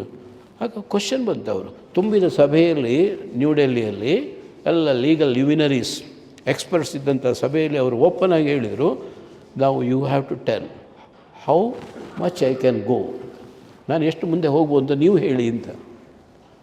ಅಂದರೆ ಅದು ಹೊಸ್ತು ಪ್ರಾರಂಭ ಆಗೋದಷ್ಟೇ, ಕನ್ವೆನ್ಷನ್ಸ್ ಡೆವಲಪ್ ಆಗಲಿಲ್ಲ ಇನ್ನೂ ಕೂಡ. ಸಪ್ತಪದಿಯಲ್ಲಿ ಎಷ್ಟು ಹೆಜ್ಜೆ ಮುಂದೆ ಹೋಗ್ಬೋದು, ಹಾಗೆ ನನಗೆ ಸಹ ಎಷ್ಟು ಹೋಗ್ಬೋದು ಹೆಜ್ಜೆ ಅಂತ ನೀವು ಹೇಳಿ ಅಂತ ಒಂದು ಕಡೆ ಕಾಲ್ ಕೊಟ್ಟು. ಹೀಗೆ ಪ್ರೆಸಿಡೆಂಟ್ ಆ್ಯಂಡ್ ಪ್ರೈಮ್ ಮಿನಿಸ್ಟರ್ ಬಗ್ಗೆ ಆರ್ಟಿಕಲ್ 74, 75 ಮತ್ತು 78 3 ಆರ್ಟಿಕಲ್ ಬಿಟ್ಟರೆ ಪ್ರೈಮ್ ಮಿನಿಸ್ಟರ್ ಬಗ್ಗೆ ಎಲ್ಲಿ ಉಲ್ಲೇಖ ಇಲ್ಲ. ಸರಿ ನೋಡಿ, ಎಲ್ಲಿ ಇಡೀ ಸಿಕ್ಕುವುದಿಲ್ಲ ನಿಮಗೆ, 300 ಪುಟ ಹುಡುಕಿದ್ರು ಕೂಡ. 74, 75, 78. And prime minister and his council of ministers are there to aid and advise ಅಂತ ಶಬ್ದ ಪ್ರಯೋಗ ಅದು. Aid and advise to the president of India. ಅವರಿಗೆ ಅಂದರೆ ಆ ರೀತಿಯಲ್ಲಿ ಮಾಡಿದ್ದಾರೆ. ಅಂತೂ ಆವತ್ತಿನಿಂದ ಇವತ್ತಿನವರೆಗೆ ಅದು ಒಂದೇ ರೀತಿಯಲ್ಲಿ ಹೋಗ್ತಾ ಉಂಟು. ಆದರೆ ಕೆಲವರು ಪ್ರೆಸ್ಸಿನವರೆಲ್ಲ ಬರೆದು ಬಿಡ್ತಾರೆ, ಇಸ್ ಎ ರಬ್ಬರ್ ಸ್ಟ್ಯಾಂಪ್ ಅಂತ, president is A rubber stamp ಅಂತ ಬರೀತಾರೆ. ಅದು ಕೂಡ ಸರಿಯಲ್ಲ. ನೋಡಿ, ಇಲ್ಲೀಗ ಕೆಲವು ಕನ್ವೆನ್ಷನ್ಸ್ ಹೇಗೆ ಡೆವಲಪ್ ಆಗ್ತದೆ ಅಂದರೆ, ಈಸ್ ನಾಟ್ ರಬ್ಬರ್ ಸ್ಟ್ಯಾಂಪ್. ಒಂದು past politics is the present history, present politics will be the future history. ಸರಿಯಾ? ಕಳೆದ ನಿನ್ನೆಗಳ ರಾಜಕೀಯ ಇವತ್ತಿನ ಇತಿಹಾಸ, ಇವತ್ತಿನ ರಾಜಕೀಯ ಮುಂದಿನ ಇತಿಹಾಸ, ಭವಿಷ್ಯದ ಇತಿಹಾಸ. ಹೌದು. ಮೊರಾರ್ಜಿ ದೇಸಾಯಿ ಅವರು ಪ್ರಧಾನಮಂತ್ರಿ ಆದಾಗ ಖಡಕ್ಕಿನ ಮನುಷ್ಯ, ನಮ್ಮವರೇ ಬೆನ್ನಿಗೆ ಚೂರಿ ಹಾಕಿದರು ಅಂತ ಹೇಳಿದ್ರು, ರಾಜೀನಾಮೆ ಕೊಟ್ಟರು. ಬೇಡ, ನನಗೆ ಪ್ರೈಮ್ ಮಿನಿಸ್ಟರ್ ಪೋಸ್ಟ್ ಬೇಡ, ನಮ್ಮವರೇ ನಮಗೆ ಎದುರು ಉತ್ತರ ಕೊಟ್ಟರಲ್ಲ ಅಂತ. ಆನಂತರ ಚೌಧರಿ ಚರಣ್ ಸಿಂಗ್ ಬಂದರು, ನನ್ನನ್ನು ಪ್ರೈಮ್ ಮಿನಿಸ್ಟರ್ ಮಾಡಿ ಅಂತ. ನೀಲಂ ಸಂಜೀವ್ ರೆಡ್ಡಿ ಆಗ ಪ್ರೆಸಿಡೆಂಟ್. ಇದು ನಡೆದ ಘಟನೆ. ಇವರು ಚೌಧರಿ ಚರಣ್ ಸಿಂಗ್ ಒಂದು 50-55 ದಿನ ಸಹ ಆಗಲಿಲ್ಲ, ಕೈಕಾಲು ಬಿಟ್ಟರು. ಪ್ರೈಮ್ ಮಿನಿಸ್ಟರ್ ಪೊಸಿಷನ್ ಅಷ್ಟು ಸುಲಭ ಅಲ್ಲ, ಅದು ಕುರ್ಚಿ ಹಾಗೆ ಆಗೋದಿಲ್ಲ ನನಗೆ ಅಂತ ಅವ್ರು ಬಿಟ್ಟರು. ಈ ಕಡೆಯಿಂದ ಮೊರಾರ್ಜಿ ದೇಸಾಯಿ ಆಯಿತು, ಈ ಕಡೆ ಚೌಧರಿ ಚರಣ್ ಸಿಂಗ್ ಆಯಿತು. ಆ ನಂತರ ಬಾಬು ಜಗಜೀವನ್ ರಾವ್ ರಾಷ್ಟ್ರಪತಿ ಭವನಕ್ಕೆ ಓಡಿದರು. ಆಗ ಕೈ ಮುಗಿದು ಹೇಳಿದರು, ನನಗೆ ಪ್ರೈಮ್ ಮಿನಿಸ್ಟರ್ ಮಾಡಿ, ನಾನು ಮೆಜಾರಿಟಿ ಲೋಕಸಭೆಯಲ್ಲಿ ಪ್ರೂವ್ ಮಾಡ್ತೇನೆ, ದಯವಿಟ್ಟು ಮಾಡಿ ಅಂತ ಹೇಳಿದರು. ನಿಜವಾಗಿ ಮೆಜಾರಿಟಿ ಇತ್ತು, ಇಟ್ಸ್ ಅ ಫ್ಯಾಕ್ಟ್. ಖಂಡಿತ ಅವರು ಪ್ರೈಮ್ ಮಿನಿಸ್ಟರ್ ಆಗುವಂಥ ಚಾನ್ಸನ್ನು ನೀಲಂ ಸಂಜೀವ್ ರೆಡ್ಡಿ ಹೇಳಿದ್ರು, ಇಲ್ಲ ಮಾಡೋದಿಲ್ಲ ನಿಮಗೆ ಅಂತ. ಯಾಕೆಂದರೆ ಅವರು ಹಿಂದಿಂದ ಯಾವುದೋ ಲೆಕ್ಕಾಚಾರ ಬಾಕಿ ಇತ್ತು. ಅದು ಲೆಕ್ಕಾಚಾರ ಅಂದರೆ ಅದು ರಾಜಕೀಯದಲ್ಲಿ ಉಂಟು, ನೀವು ಒಂದು ಕೈ ನೋಡಿಕೊಳ್ತೇನೆ ಅಂತ ಹೇಳ್ತಾರಲ್ಲ ಹಾಗೆ. ಈಗ ಸಿಕ್ಕಿತ್ತು ಚಾನ್ಸು, ಇಲ್ಲ ನಿಮ್ಮನ್ನು ಅಪಾಯಿಂಟ್ ಮಾಡೋದಿಲ್ಲ ಪ್ರೈಮ್ ಮಿನಿಸ್ಟರ್ ಆಗಿ, ನಾನು ಲೋಕಸಭೆಯನ್ನೇ ಡಿಸಾಲ್ವ್ ಮಾಡ್ತೇನೆ, ಹೊಸ ಇಲೆಕ್ಷನ್ಗೆ ಡಿಕ್ಲೇರ್ ಮಾಡ್ತೇನೆ, ಇಟ್ ಈಸ್ ಮೈ ಪವರ್ ಅಂತ. ಇವರು ಏನು ಮಾಡಲಿಕ್ಕೂ ಆಗೋದಿಲ್ಲ. ಹೋಯ್ತು, ಒಳ್ಳೆ ಚಾನ್ಸ್ ಇತ್ತು ಪಾಪ ಜಗಜೀವನ್ ರಾಮ್ಗೆ ಇದು ಪ್ರೈಮ್ ಮಿನಿಸ್ಟರ್ ಆಗುವಂಥದ್ದು. ಆಯಿತು, ಇಲೆಕ್ಷನ್ ಆಯಿತು. ಆ ರೀತಿಯಲ್ಲಿ ಯಾವಾಗ ಅಧಿಕಾರ ಇಲ್ಲ ಅಂತಲೂ ಹೇಳಲಿಕ್ಕಾಗೋದಿಲ್ಲ, ಅಧಿಕಾರ ಎಷ್ಟುಂಟು ಅಂತ ಹೇಳಲಿಕ್ಕಾಗೋದಿಲ್ಲ. It all depends on the personality of the president of India. ಬಹಳ ಕೇರ್ಫುಲ್ಲಾಗಿ. ಆವತ್ತು ಬಾಂಬೆಯಲ್ಲಿ ಗಲಾಟೆ ಆಗಿತ್ತು, ಪ್ರತಿಭಾ ಪಾಟೀಲ್ ಫಾರಿನ್ಗೆ ಹೋಗಿದ್ದಾರೆ. It's a fact. ನಿಜವಾಗಿ ಯಾರಾದರೂ ಬೇರೆ ರಾಧಾಕೃಷ್ಣನ ಆಗಲಿ ಅಂತ ಯಾವ ಪ್ರೆಸಿಡೆಂಟ್ ಕೂಡ ಹೋಗಿರಲಿಕ್ಕೆ ಸಾಧ್ಯ ಇಲ್ಲ. ಯಾಕೆಂದರೆ ದೇಶಕ್ಕೆ ಅಷ್ಟು ತೊಂದರೆ ಆದಾಗ ದೇ ಮಸ್ಟ್ ಬಿ, ರಾತ್ರಿ ಹಗಲು ಯುದ್ಧ ಆದ ಸಂದರ್ಭ ಇರ್ಬೋದು, ಅಷ್ಟು ಕೇರ್ಫುಲ್ಲಾಗಿರಬೇಕು. ಪ್ರೈಮ್ ಮಿನಿಸ್ಟರ್ಗೆ ತುಂಬ ಜವಾಬ್ದಾರಿ ಇರ್ತದೆ. ಪ್ರೆಸಿಡೆಂಟ್ ಕೂಡ ಯಾವುದೇ ಸಂದರ್ಭದಲ್ಲಿ ಅವರು ತಪ್ಪಿ ನಡಿಬಾರ್ದು, ಬಹಳ ಕ್ರಮ ಪ್ರಕಾರ ನಡಿಬೇಕು. ಒಂದು ವೇಳೆ ಅವರು ಹಾಗೆ ತಪ್ಪಿ ನಡೆದರೆ ಆರ್ಟಿಕಲ್ 61 ರೆಡಿ ಉಂಟಲ್ಲಿ, ಅವರನ್ನು ರಿಮೂವ್ ಮಾಡುವಂಥ ಮಹಾಭಿಯೋಗ ಅಂತ, ಅದಕ್ಕೆ ಇಂಗ್ಲೀಷ್ನಲ್ಲಿ ಇಂಪೀಚ್ಮೆಂಟ್ ಅಂತ ಕರೀತಾರೆ. Even president of India can be impeached. ಸಂವಿಧಾನಕ್ಕೆ ಅವರು ಬದ್ಧರಾಗಿರ್ತಾರೆ ಅಂತ ಪ್ರತಿಜ್ಞೆ ತಗೊಳ್ತಾರೆ. ಸಂವಿಧಾನಕ್ಕೆ ವಿರೋಧ ಉಲ್ಟಾಗಿ ಏನಾದರೂ ಆಯಿತು ಅಂತಾದರೆ ಅದೇ ರೀತಿ ಜಡ್ಜಸ್ಸನ್ನು ಕೂಡ ರಿಮೂವ್ ಮಾಡುವಂಥ ಅಧಿಕಾರ ಲೋಕಸಭೆಗೆ, ರಾಜ್ಯಸಭೆಗಿದೆ, ಪಾರ್ಲಿಮೆಂಟಿಗಿದೆ. ಇವನು judges cannot do injustice to the bench, to the supreme court. ಈ ರೀತಿಯಲ್ಲಿ ಪ್ರೆಸಿಡೆಂಟ್ ಬಗ್ಗೆ, ಪ್ರೈಮ್ ಮಿನಿಸ್ಟರ್ ಬಗ್ಗೆ ಉಲ್ಲೇಖ ಇದೆ. ಆ ನಂತರ ಪಾರ್ಲಿಮೆಂಟ್ ಅದು ಬೈಕೆಮರಲ್ ಅಂತ ಹೇಳ್ತಾರೆ. ಲೋಕಸಭೆ, ರಾಜ್ಯಸಭೆ ಅಪ್ಪರ್ ಚೇಂಬರ್ ಅಂತ ಕರೀತಾರೆ, ಅದು ಪರ್ಮನೆಂಟ್ ಹೌಸ್. ಲೋಕಸಭೆ 5 ವರ್ಷ ಇರ್ಬೋದು, 5 ತಿಂಗಳಲ್ಲಿ ಇದ್ದು ಹೋಗ್ಬೋದು. ಈಗ ಚುನಾವಣೆ ಅಲ್ಲಿಗೆ ಮತ್ತು ವಿಧಾನಸಭೆಗೆ ಅದು ತುಂಬ ಕಷ್ಟ ಉಂಟು, ಅಷ್ಟು ಸುಲಭ ಇಲ್ಲ, ಸುಮಾರು ಅಮೆಂಡ್ಮೆಂಟ್ ಬರಬೇಕು. ಅದರ ಬಗ್ಗೆ ನಾನೀಗ ಕೆಲವು ಲೇಖನಗಳು ಒಂದೊಂದು ಪ್ರಕಟ ಆಗಿದೆ. ಅಂತೂ ಅಲ್ಲಿ ಲೋಕಸಭೆ, ರಾಜ್ಯಸಭೆ ಅಂತ ರಾಜ್ಯದಲ್ಲಿ ಬರುವಾಗ ವಿಧಾನಸಭೆ, ವಿಧಾನ ಪರಿಷತ್ ಬೇಕೇ ಅಂತ ಕಡ್ಡಾಯ ಇಲ್ಲ, ಅದು ಆಪ್ಷನ್. ಈಗ ಕೇರಳದಲ್ಲಿ ಹೋದರೆ, ನಾಗಾಲ್ಯಾಂಡಿಗೆ ಹೋದರೆ, ಮೇಘಾಲಯದಲ್ಲಿ ವಿಧಾನ ಪರಿಷತ್ ಇಲ್ಲ, MLCಗಳಿಲ್ಲ. ನಮ್ಮಲ್ಲಿ ಇದೆ, ಸುಮಾರು 5 ರಾಜ್ಯಗಳು ಮಾತ್ರ, ಬೇರೆ ಇಲ್ಲ. ಅಂತೂ ಅಲ್ಲಿ ಮಾತ್ರ 2 ಚೇಂಬರ್ಸ್, ಅಲ್ಲಿ 6 ವರ್ಷ ಅವಧಿ. ರಾಜ್ಯಸಭಾ ಮೆಂಬರ್ಸಿಗೆ 6 years, once in 2 years, 2/3, 1/3 they will retire who have completed 6 years ಅಂತ ಆ ರೀತಿ ಮಾಡಿದ್ದಾರೆ. 2 ವರ್ಷಕ್ಕೊಂದು ಸಲ ಅಲ್ಲಿ ಚುನಾವಣೆ, 6 ವರ್ಷ ಆದ ಕೂಡಲೇ 1/3 ಹೊರಗೆ ಬರ್ತಾರೆ, ಪುನಃ 1/3 ಪುನಃ ಹೀಗೆ. ಇಲ್ಲಿ 5 ವರ್ಷ, ರಾಜ್ಯಸಭೆಯ ಸದಸ್ಯರಿಗೆ 6 ವರ್ಷ. ವೈಸ್ ಪ್ರೆಸಿಡೆಂಟಿಗೆ ಏನು ಕೆಲಸ? ಪ್ರೆಸಿಡೆಂಟ್ ಇರುವಾಗ ವೈಸ್ ಪ್ರೆಸಿಡೆಂಟಿಗೆ ಏನು ಮತ್ತೆ ಕೆಲಸ ಇಲ್ಲಲ್ಲ, ಅದಕ್ಕೆ ಬೇಕಾಗಿ ರಾಜ್ಯಸಭೆ ಅಧ್ಯಕ್ಷರಂತ ಅವರನ್ನು ಮಾಡಿದರು. ಲೋಕಸಭೆಗೆ ಸ್ಪೀಕರ್ ಇದ್ದಾಗೆ ರಾಜ್ಯಸಭೆಗೆ ವೈಸ್ ಪ್ರೆಸಿಡೆಂಟೇ ಎಕ್ಸ್ ಆಫಿಷಿಯೋ ಚೇರ್ಮನ್ ಅಂತ ನಾವು ಕರಿತೇವೆ. ಅದಕ್ಕೆ ಅವರ ಎಕ್ಸ್ ಆಫಿಷಿಯೋ ಚೇರ್ಮನ್ ಅಂತ. ಈ ರೀತಿ ಲೆಜಿಸ್ಲೇಚರ್, ಎಕ್ಸಿಕ್ಯೂಟಿವ್. ಜುಡಿಷರಿಗೆ ಬಂದಾಗ ಒಂದು ಪಿರಮಿಡಿಕಲ್ ಸ್ಟ್ರಕ್ಚರ್ನ ಹಾಗೆ. ಪಿರಮಿಡಿಕಲ್ ಸ್ಟ್ರಕ್ಚರ್ ಅಂದರೆ ಒಂದು ಸುಪ್ರೀಂ ಕೋರ್ಟು, ಅದರ ಅಂಡರ್ ಹೈಕೋರ್ಟ್ಗಳು, ಅದರ under district court, session court, ಎಲ್ಲ ಒಂದೇ ರೀತಿ ಪಿರಮಿಡಿಕಲ್ ಸ್ಟ್ರಕ್ಚರ್. ಲೋಕಸಭೆಗೆ ವಿಧಾನಸಭೆ ಅಂಡರ್ ಅಲ್ಲ, ಅಧೀನ ಅಲ್ಲ. ಪ್ರೈಮ್ ಮಿನಿಸ್ಟರ್ ಅಧೀನ, ಚೀಫ್ ಮಿನಿಸ್ಟರ್ ಅಲ್ಲ, ಅದು ಬೇರೆ, ಇದು ಬೇರೆ. ಸೆಂಟ್ರಲ್ ಗೌರ್ಮೆಂಟ್ ಬೇರೆ, ಯೂನಿಯನ್ ಗೌರ್ಮೆಂಟ್ ಅಂತ ಕರೆದೇ ಅಲ್ಲ, ಸ್ಟೇಟ್ ಗೌರ್ಮೆಂಟ್ ಬೇರೆ.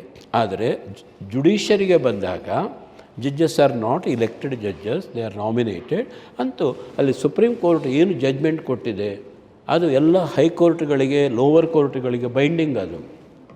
ಅದಕ್ಕೆ ಕೋರ್ಟ್ ಆಫ್ ರೆಕಾರ್ಡ್ ಅಂತ ಕರಿತೇವೆ. ಸುಪ್ರೀಂ ಕೋರ್ಟಿನ ಜಡ್ಜ್ಮೆಂಟನ್ನು ಚೇಂಜ್ ಮಾಡಲಿಕ್ಕೆ ಸುಪ್ರೀಂ ಕೋರ್ಟಿಗೆ ಮಾತ್ರ ಅಧಿಕಾರ ಇರೋದು, ಬೇರೆಯವರಿಗಿಲ್ಲ. ಈಗ ಮೊದಲು ಯಾವುದೋ ಒಂದು ಜಡ್ಜ್ಮೆಂಟ್ ಬಂತು, ಆ ನಂತರ 10 ವರ್ಷಗಳ ನಂತರ ಅದನ್ನು ಪುನಃ ವಿಮರ್ಶೆ ಮಾಡಿ ಆ ಜಡ್ಜ್ಮೆಂಟು ಸರಿಯಲ್ಲ ಅಂತ ನಾವು ಬೇರೆ ಜಡ್ಜ್ಮೆಂಟ್ ಕೊಡ್ತಾ ಇದ್ದೇವೆ ಅಂತಂದರೆ supreme court can change. But high court ಅವರು ಅದೇ ರೀತಿ ಕೇಸ್ ಇಲ್ಲಿ ಬಂತು ಅಂತ ಆದರೆ ಅವರಿಗೆ ತಲೆ ಸಮಯ ಇಲ್ಲ. ಸುಪ್ರೀಂ ಕೋರ್ಟ್ನವರು ನಾನು ಹೀಗೆ ಜಡ್ಜ್ಮೆಂಟ್ ಬರೀತೇನೆ ಅಂತ ಬೆಂಗಳೂರು ಹೈಕೋರ್ಟ್ನವ್ರು ಬರೆಯೋ ಹಾಗಿಲ್ಲ. ಹಾಗೆ ಮಾಡಿದ ಕೂಡಲೇ ಅವರನ್ನು ಎಕ್ಸ್ಪ್ಲನೇಷನ್ ಕೇಳ್ತಾರೆ. ಈಗ ಮೊನ್ನೆ ಒಬ್ಬರಿಗೆ ಎಕ್ಸ್ಪ್ಲನೇಷನ್ ಕೇಳಿದರು ಹೈಕೋರ್ಟ್ನ ಜಡ್ಜಸ್ಸಿಗೆ. ಅಂತೂ supreme court it's A court of record, highest court of appeal, final court of appeal. ಅಲ್ಲಿಂದ ನಂತರ ಬೇರೆ ಅಪೀಲ್ ಇಲ್ಲ. ಸುಪ್ರೀಂ ಕೋರ್ಟ್ ಏನಾದರೂ ಜಡ್ಜ್ಮೆಂಟ್ ಕೊಟ್ಟರೆ, ಅದು ಕ್ಯಾಪಿಟಲ್ ಪನಿಷ್ಮೆಂಟ್ ಇಂಥದ್ದನ್ನು ಕೊಟ್ಟರೆ ರಾಷ್ಟ್ರಾಧ್ಯಕ್ಷರಿಗೆ ಕ್ಷಮಾದಾನ ಮಾಡುವ ಹಕ್ಕುಂಟು. ಅದೊಂದು ಲಿಂಕ್ ಮಾಡಿದ್ದಾರೆ. ಈಗ ಉದಾಹರಣೆ ಯಾರಿಗೊಂದು ಡೆತ್ ಸೆಂಟೆನ್ಸ್ ಆಯಿತು, ಅದನ್ನು ರಾಷ್ಟ್ರಾಧ್ಯಕ್ಷರಿಗೆ ಒಪ್ಪಿಸಿ ಅವರು ಬೇಕಾದರೆ ಕಮ್ಮಿ ಮಾಡ್ಬೋದು, ಹೆಚ್ಚು ಮಾಡಲಿಕ್ಕಿಲ್ಲ. ಅವರು ಸಹ ಅವರಿಗೆ 5 ವರ್ಷ ಪನಿಷ್ಮೆಂಟ್ 15 ವರ್ಷ ಮಾಡಲಿಕ್ಕಿಲ್ಲ, ಕಮ್ಮಿ ಮಾಡಲಿಕ್ಕೆ ಅಧಿಕಾರ ಉಂಟು. ಈ ರೀತಿ ಇಡೀ ಒಂದು ವ್ಯವಸ್ಥೆಯನ್ನು ಭಾರಿ ಚೆನ್ನಾಗಿ ಮಾಡಿದ್ದಾರೆ.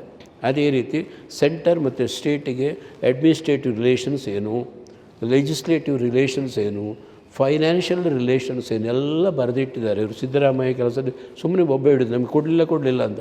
ಏನು ಕೊಡಬೇಕು ಅಂತಂದರೆ ಬರೆದಿದೆ, ಅದೇ ಪ್ರಕಾರ ನಿರ್ಮಲಾ ಸೀತಾರಾಮನ್ ಹಂಚಬೇಕು ಎಲ್ಲರೂ ಸಹ. ಅದೇ ರೀತಿ ಫೈನಾನ್ಸ್ ಕಮಿಷನ್ ಇರ್ತಾರೆ, ಅದರ ರಿಪೋರ್ಟ್ ನೋಡಿ ಮಾಡಬೇಕು ವಿನಃ ಅದರಿಂದ ಹೆಚ್ಚು ಮಾಡಲಿಕ್ಕೆ ಆಗೋದಿಲ್ಲ. ಇವರಿಗೆ ಹೆಲ್ಪ್ ಮಾಡಲಿಕ್ಕೆ ಬೇರೆ ಬೇರೆ ಕ್ರಮಗಳುಂಟು. ಟ್ಯಾಕ್ಸನ್ನು ಕೂಡ ಯಾವ ರೀತಿ, ಕೆಲವು ಟ್ಯಾಕ್ಸ್ ಸೆಂಟ್ರಲಿಂದ ಇಂಪೋಸ್ ಮಾಡ್ತಾರೆ, ಅವರು ಕಲೆಕ್ಟ್ ಮಾಡ್ತಾರೆ ಸೆಂಟ್ರಲ್ನವರೇ, ಮತ್ತು ಅದರ ಪ್ರಪೋರ್ಷನ್ ರಾಜ್ಯಕ್ಕೆ ಕೊಡ್ತಾರೆ. ಕೆಲವು ಸೆಂಟ್ರಲ್ನವರು ಟ್ಯಾಕ್ಸ್ ಮಾಡ್ತಾರೆ, ಅದನ್ನು ಕಲೆಕ್ಟ್ ಮಾಡಿ ಉಪಯೋಗ ಮಾಡುವಂಥ ರಾಜ್ಯಗಳಿಗೆ ಕೊಡ್ತಾರೆ. ಹೀಗೆಲ್ಲ ಬೇರೆ ಬೇರೆ ಕ್ರಮ ಉಂಟು. ಅದಲ್ಲದೆ ಗ್ರಾಂಟ್ ಇನ್ ಏಡ್ ಅಂತ ಕೊಡ್ಬೋದು, ಲೋನಿನ ರೂಪದಲ್ಲಿ ಕೊಡ್ಬೋದು, ಹೆಲ್ಪ್ ಮಾಡ್ಬೋದು, ಲೋನನ್ನು ಮತ್ತು ವೇವ್ ಮಾಡ್ಬೋದು. ಆದರೆ ಅದಕ್ಕೆ ಸಮೇತ, ಯಾಕೆಂದರೆ ಇವತ್ತಲ್ಲ ನಾಳೆ ಜಗಳ ಆಗ್ತದೆ ಅಂತ ಗೊತ್ತುಂಟು ಅವರಿಗೆ. ಅದೇ ರೀತಿ ಅಡ್ಮಿನಿಸ್ಟ್ರೇಟಿವ್ ರಿಲೇಷನ್ಶಿಪ್ ಅಂತ ಉಂಟು. IAS IPS ಆಫೀಸರ್ಸ್ ಎಲ್ಲ ಅಲ್ಲಿಂದ ಸೆಲೆಕ್ಟ್ ಆಗಿ ಬರಬೇಕು, ಮತ್ತು ಅವರು ಸ್ಟೇಟಿಗೆ ಅಲಾಟ್ ಮಾಡೋದು. ಪ್ರೆಸಿಡೆಂಟ್ ಅವರಿಗೆಲ್ಲ ಹೆಡ್, ಏನಾದರೂ ಹೆಚ್ಚು ಕಮ್ಮಿ ಆದರೆ ಅವರಿಗೆ ರಿಪೋರ್ಟ್ ಹೋಗಬೇಕು ಹೋಮ್ ಮಿನಿಸ್ಟ್ರಿಗೆ. ಅಂತೂ ಎಲ್ಲ ರಿಲೇಷನ್ಶಿಪ್, ಲೆಜಿಸ್ಲೇಟಿವ್ ರಿಲೇಷನ್ಶಿಪ್ ಅಂತೇಳಿ ಕೆಲವು ಐಟಮ್ಸನ್ನು ಕೇಂದ್ರ ಸರ್ಕಾರ ಅವರು ಮಾತ್ರ ಕಾನೂನು ಮಾಡಬೇಕು, ಕೆಲವು ರಾಜ್ಯಗಳಿಗೆ, ಕೆಲವು ಮಧ್ಯವರ್ತಿ ಪಟ್ಟಿ ಅಂತ ಉಂಟು, ಕಂಕರೆಂಟ್ ಲಿಸ್ಟ್ ಅಂತ. ಆನಂತರ ಕೊನೆಗೆ ಬರೀತಾರೆ ಇದರಲ್ಲಿ ಯಾವುದಾದ್ರೂ ಮೆನ್ಷನ್ ಮಾಡೋಂಥದ್ದು ಇದ್ದರೆ ಅದು ಕೇಂದ್ರಕ್ಕೆ ಅಂತ. ಕೇಂದ್ರಕ್ಕೆ ಬೇರೆ, ರಾಜ್ಯಗಳಿಗೆ ಬೇರೆ. ಅದೇ ರೀತಿ ಮಧ್ಯವರ್ತಿ ಪಟ್ಟಿ ಅಂದರೆ ಕಂಕರೆಂಟ್ ಲಿಸ್ಟ್, ಅವರು ಮಾಡ್ಬೋದು ಕಾನೂನು, ಇವರು ಮಾಡ್ಬೋದು. ಒಂದು ವೇಳೆ ಆ ಎರಡು ಕಾನೂನುಗಳು ತಿಕ್ಕಾಟ ಆದರೆ ಕೇಂದ್ರ ಸರ್ಕಾರ ಮಾಡಿದ ಕಾನೂನಿಗೆ ಪ್ರಾಶಸ್ತ್ಯ. ಕೊನೆಗೆ ಇದರಲ್ಲಿ ಯಾವುದಾದ್ರು ಬಿಟ್ಟು ಹೋದರೆ ಅಂತ, ಉದಾಹರಣೆಗೆ ಬಾಹ್ಯಾಕಾಶ, ಸ್ಪೇಸ್, ಅದೆಲ್ಲ 1950ರಲ್ಲಿ ಇರಲಿಲ್ಲ, ಆ ನಂತರ ಆ್ಯಡ್ ಅದು. ಹಾಗೆ ಹೊಸತು ಯಾವುದಾದ್ರು ಬಂದರೆ ಅದು ಆಟೋಮೆಟಿಕ್ ಕೇಂದ್ರಕ್ಕೆ ಅಂತ ಅದನ್ನು ಸಹ ಬರೆದಿಟ್ಟಿದ್ದಾರೆ. ಹಾಗೆ ಸ್ಥಳೀಯ ಸರ್ಕಾರಗಳ ಬಗ್ಗೆ ಒರಿಜಿನಲ್ ಕಾನ್ಸ್ಟಿಟ್ಯೂಷನ್ ಇರಲಿ, ಮತ್ತೆ ಬಂತು. ಈಗ ಕೋಪರೇಟಿವ್ ಸೊಸೈಟಿಗಳ ಬಗ್ಗೆ ಕೂಡ ಇದು ಮಾಡಿದ್ದಾರೆ. ಇನ್ನು 2 ವಿಷಯ ಮಾತ್ರ ಹೇಳಿ ಸಮಯದ ನಾನು ಕರೀತಾ ಉಂಟು. 2 ಹೇಳ್ತಾರೆ. ಒಂದು ಅಮೆಂಡ್ಮೆಂಟ್, ಸಿಕ್ಕಾಬಟ್ಟೆ ಎಲ್ಲರೂ ಬೊಬ್ಬೆ ಹಿಡಿದು ಅಮೆಂಡ್ಮೆಂಟ್ ಮಾಡಿದರು, ಸಂವಿಧಾನವನ್ನು ಸಮುದ್ರಕ್ಕೆ ಬಿಸಾಡಿದರು, ಎಂಥದ್ದೆಲ್ಲ ಬೊಬ್ಬೆ ಹಿಡಿತಾರೆ ಅಲ್ಲಿ ಪಾರ್ಲಿಮೆಂಟ್ನಲ್ಲಿ ತೋರಿಸಿಕೊಂಡು ಕೆಲವರು. ಎಂಥದ್ದು ಅಮೆಂಡ್ಮೆಂಟ್ ಅಂದರೆ ಗೊತ್ತಿರೋದಿಲ್ಲ. ಅಮೆಂಡ್ಮೆಂಟಿಗೆ 3 ಅರ್ಥ ಉಂಟು. Amendment means every addition is an amendment, every deletion is an amendment, every alteration is an amendment. ತಿದ್ದುಪಡಿ ಅಂದರೆ ಏನು? ಒಂದು ಸೇರ್ಪಡೆ, ಸರಿಯಾ ಕನ್ನಡದ ಶಬ್ದ, ಒಂದು ಬೇರ್ಪಡೆ, ಇನ್ನೊಂದು ಮಾರ್ಪಾಟು. ಅದು 3 ಕೂಡ ಕೆಲವು ಸರ್ತಿ ಅಮೆಂಡ್ಮೆಂಟ್ ಬೇಕಾಗ್ತದೆ. ಅದರಲ್ಲಿ ಕೂಡ ಅಮೆಂಡ್ಮೆಂಟ್ 3 ರೀತಿಯಲ್ಲಿ ಮಾಡಲಿಕ್ಕಾಗ್ತದೆ. ಯಾವುದಕ್ಕೆ? ಕೆಲವುದಕ್ಕೆ ಬರೀ 51% ಮೆಜಾರಿಟಿ ಸಾಕು. ಸಂವಿಧಾನದ ಕೆಲವು ಮುಟ್ಟಲಿಕ್ಕೆ 51%. ಉದಾಹರಣೆಗೆ ನಮ್ಮದು ಮೈಸೂರು ರಾಜ್ಯ ಅಂತಿತ್ತು ಒಂದು ಕಾಲದಲ್ಲಿ, ಕರ್ನಾಟಕ ಆಯಿತು, ಅದಕ್ಕೆ ದೊಡ್ಡ ಸಂಗತಿ ಏನಿಲ್ಲ. ಅಮೆಂಡ್ಮೆಂಟ್, ಸಿಂಪಲ್ ಅಮೆಂಡ್ಮೆಂಟ್, ಅದು ಆಲ್ಟ್ರೇಷನ್. ಅದೇ ರೀತಿ ಕೆಲವುದಕ್ಕೆ ಮೋರ್ ದೆನ್ 2/3 ಮೆಜಾರಿಟಿ ಬೇಕು. ಒಂದು ಸಿಂಪಲ್ ಮೆಜಾರಿಟಿಯಲ್ಲಿ ಕೆಲವು 2/3 ಮೆಜಾರಿಟಿ ಬೇಕು.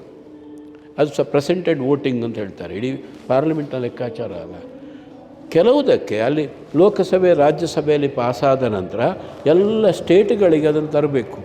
ಅಲ್ಲಿ more than half of the states have to ratify ಅಂತ ಬರ್ತದೆ. More than half of the states have to ratify. ಹಾಗೆ 3 ವಿಧಾನ ಇದೆ.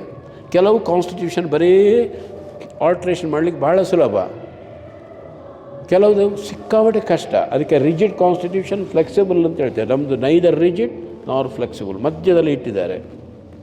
ಯಾಕೆ ಅಂತಂದರೆ ಅಲ್ಲಿ ಒಂದು ಡಿಸ್ಕಷನ್ನಲ್ಲಿ ಕಾನ್ಸ್ಟಿಟ್ಯೂಂಟ್ ಅಸೆಂಬ್ಲಿ ಡಿಬೇಟ್ಸ್ನಲ್ಲಿ ನಾನು ಓದಿದಾಗ ಒಂದು ಕಡೆ ಅವರೊಬ್ಬರು ಹೇಳ್ತಾರೆ, intelligence is not the ಮೊನೋಪೊಲಿ of the constituent assembly. Intelligence is not the ಮೊನೋಪೊಲಿ. ಈಗ ನಾವಿಲ್ಲಿ ಸೇರಿದ್ದೇವಲ್ಲ 300 ಮಂದಿ, ನಮಗೆ ಇಂಟೆಲಿಜೆನ್ಸ್ ಇರೋದು ಅಂತ ಗ್ರಹಿಸಬೇಡಿ. ಅಥವಾ ನೆಕ್ಸ್ಟ್ ಜನರೇಷನ್ 30 ವರ್ಷ ಅಂದರೆ ಒಂದು ತಲೆಮಾರು ಅಂತ ನಾವು ಸಾಮಾನ್ಯ ಕರೀತೀವಿ. ಒಂದು ಸಣ್ಣ ಮಗು ಇದು ದೊಡ್ಡದಾಗಿ ಒಂದು ಅದಕ್ಕೆ ಮಕ್ಕಳಾಗುವ. So generation, there will be new ideas. So the time is rotating. ಕಾಲಚಕ್ರದ ಪರಿಭ್ರಮಣೆಯಲ್ಲಿ ಹೊಸ ತಲೆಮಾರುಗಳಿಗೆ ಅವರದ್ದೇ ಆದಂಥ ಆಕಾಂಕ್ಷೆಗಳಿರ್ತವೆ. ನನಗೆ ಶಾಸ್ತ್ರಿಗಳು ಹೇಳಿದರು, ಈ ಬಿಲ್ಡಿಂಗ್ ಕಟ್ಟುವಾಗ ಅವರನ್ನು ನಾವು ಇದು ಮಾಡಿದ್ದೇವೆ. ಯಾಕೆಂದರೆ ನಮಗೆ ಆದರೆ ಒಂದು ಹಳೆಯ ಮನೆ, ಹಳೆಯ ಕಿಟಕಿ ಅದೆಲ್ಲ, ಇವರಿಗೆ ಹಾಗಲ್ಲ ಅಂತ. ಅಂದರೆ ಆ ಚಿಂತನೆಗಳು ಬದಲಾಗ್ತದೆ, ಸರಿಯಾ? So constitution is not a dead wood, it's a living organism. ಹೊಸ ತಲೆಮಾರು ಬಂದಾಗ ಅವರಿಗೆ ಅದು ರಿಫ್ಲೆಕ್ಟ್ ಆಗಬೇಕು ಸಂವಿಧಾನದಲ್ಲಿ, ಅಮೆಂಡ್ಮೆಂಟ್ ಮಾಡಿ ಅಂತ ಹೇಳ್ತಾರೆ. ಅದಕ್ಕೆ ನೋಡಿ ಆರ್ಟಿಕಲ್ 368, 368 ಬೀಗದ ಕೈ ಕೊಟ್ಟಿದ್ದೇವೆ ನಿಮಗೆ. ಮನೆ ಚಂದ ಮಾಡಿ ಕಟ್ಟಿದ್ದೇವೆ, ಬೀಗದ ಕೈ ಸಹ ಕೊಟ್ಟಿದ್ದೇವೆ ನಿಮ್ಮ ಕೈಗೆ. ಅಜ್ಜ ಮನೆ ಕಟ್ಟಿದ್ದಾರೆ, ಬಹಳ ಚಂದ. ಆಗಿನ ಕಾಲದಲ್ಲಿ ಮಗನಿಗೆ ಪಟ್ಟಾದ ಕೂಡಲೇ, ಅಪ್ಪನಿಗೆ ಪಟ್ಟಾದ ಕೂಡಲೇ ಅವರು ಚೇಂಜ್ ಮಾಡ್ತಾರೆ ಕೆಲವೆಲ್ಲ. ಇದು ಮೊಸಾಯಿಕ್ ಹಾಕ್ತಾರೆ, ಮತ್ತೊಂದು ಇದು. ಮೊಮ್ಮಗನಿಗೆ ಪಟ್ಟಾದ ಕೂಡಲೇ ಇನ್ನೂ ಒಂದಷ್ಟು ಬದಲಾವಣೆ ಮಾಡ್ಬೋದು, ಮಾಡಿಕೊಳ್ಳಿ, ಅದಕ್ಕೆ ನಾವು ಅಡ್ಡಿ ಬರೋದಿಲ್ಲ ಅಂತ. ಅದು ಸಂವಿಧಾನದ ತಜ್ಞರ ಆ ಒಂದು ತಲೆ ಖರ್ಚು ಮಾಡಿದ್ದಾರೆ ಅವರು. 368ನೇ ವಿಧಿ ಕೊಟ್ಟಿದ್ದಾರೆ. ಆದರೆ ಅಲ್ಲಿ ಒಂದು ಡಿಸ್ಕಷನಲ್ಲಿ ಬರ್ತದೆ, it should not be the weathercock of the politicians of the day.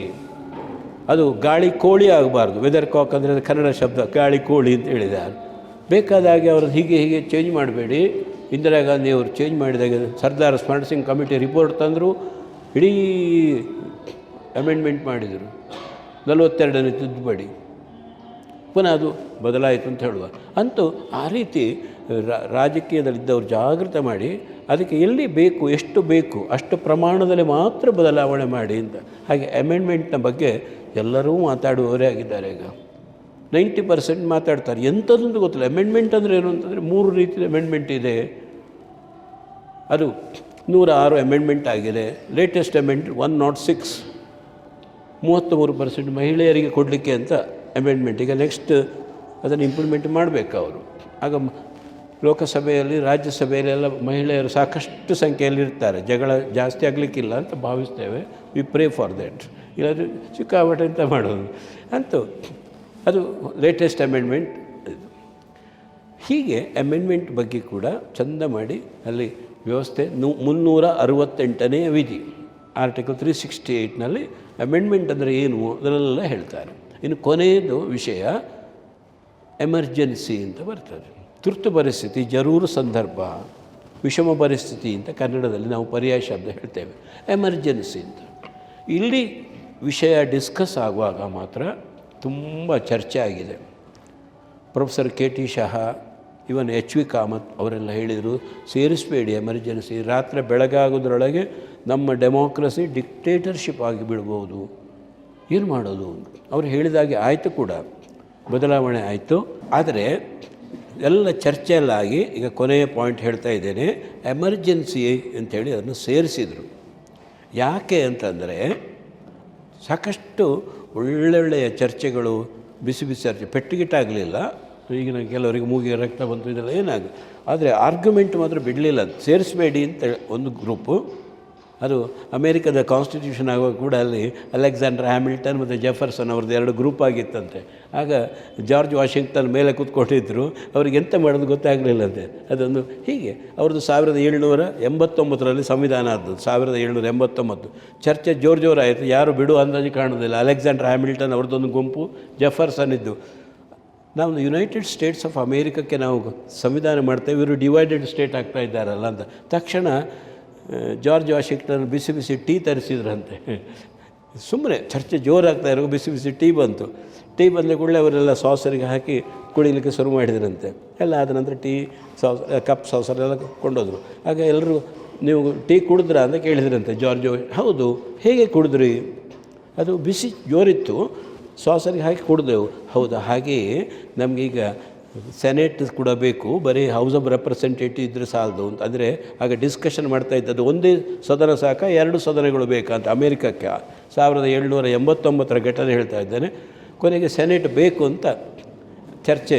ಅದಕ್ಕೆ ಪ್ರಾಶಸ್ತ್ಯ. ಯಾಕೆಂದರೆ ಗಡಿಬಿಡಿಯಲ್ಲಿ ಕಾನೂನು ಮಾಡಬಾರ್ದು, ಬರೀ ಹೌಸ್ ಆಫ್ ರೆಪ್ರೆಸೆಂಟೇಟಿವ್ 2 ವರ್ಷಕ್ಕೊಮ್ಮೆ ಚುನಾವಣೆ ಅವರಿಗೆ, ಸೆನೆಟಿಗೆ 6 ವರ್ಷ, ಪ್ರೆಸಿಡೆಂಟಿಗೆ 4 ವರ್ಷ.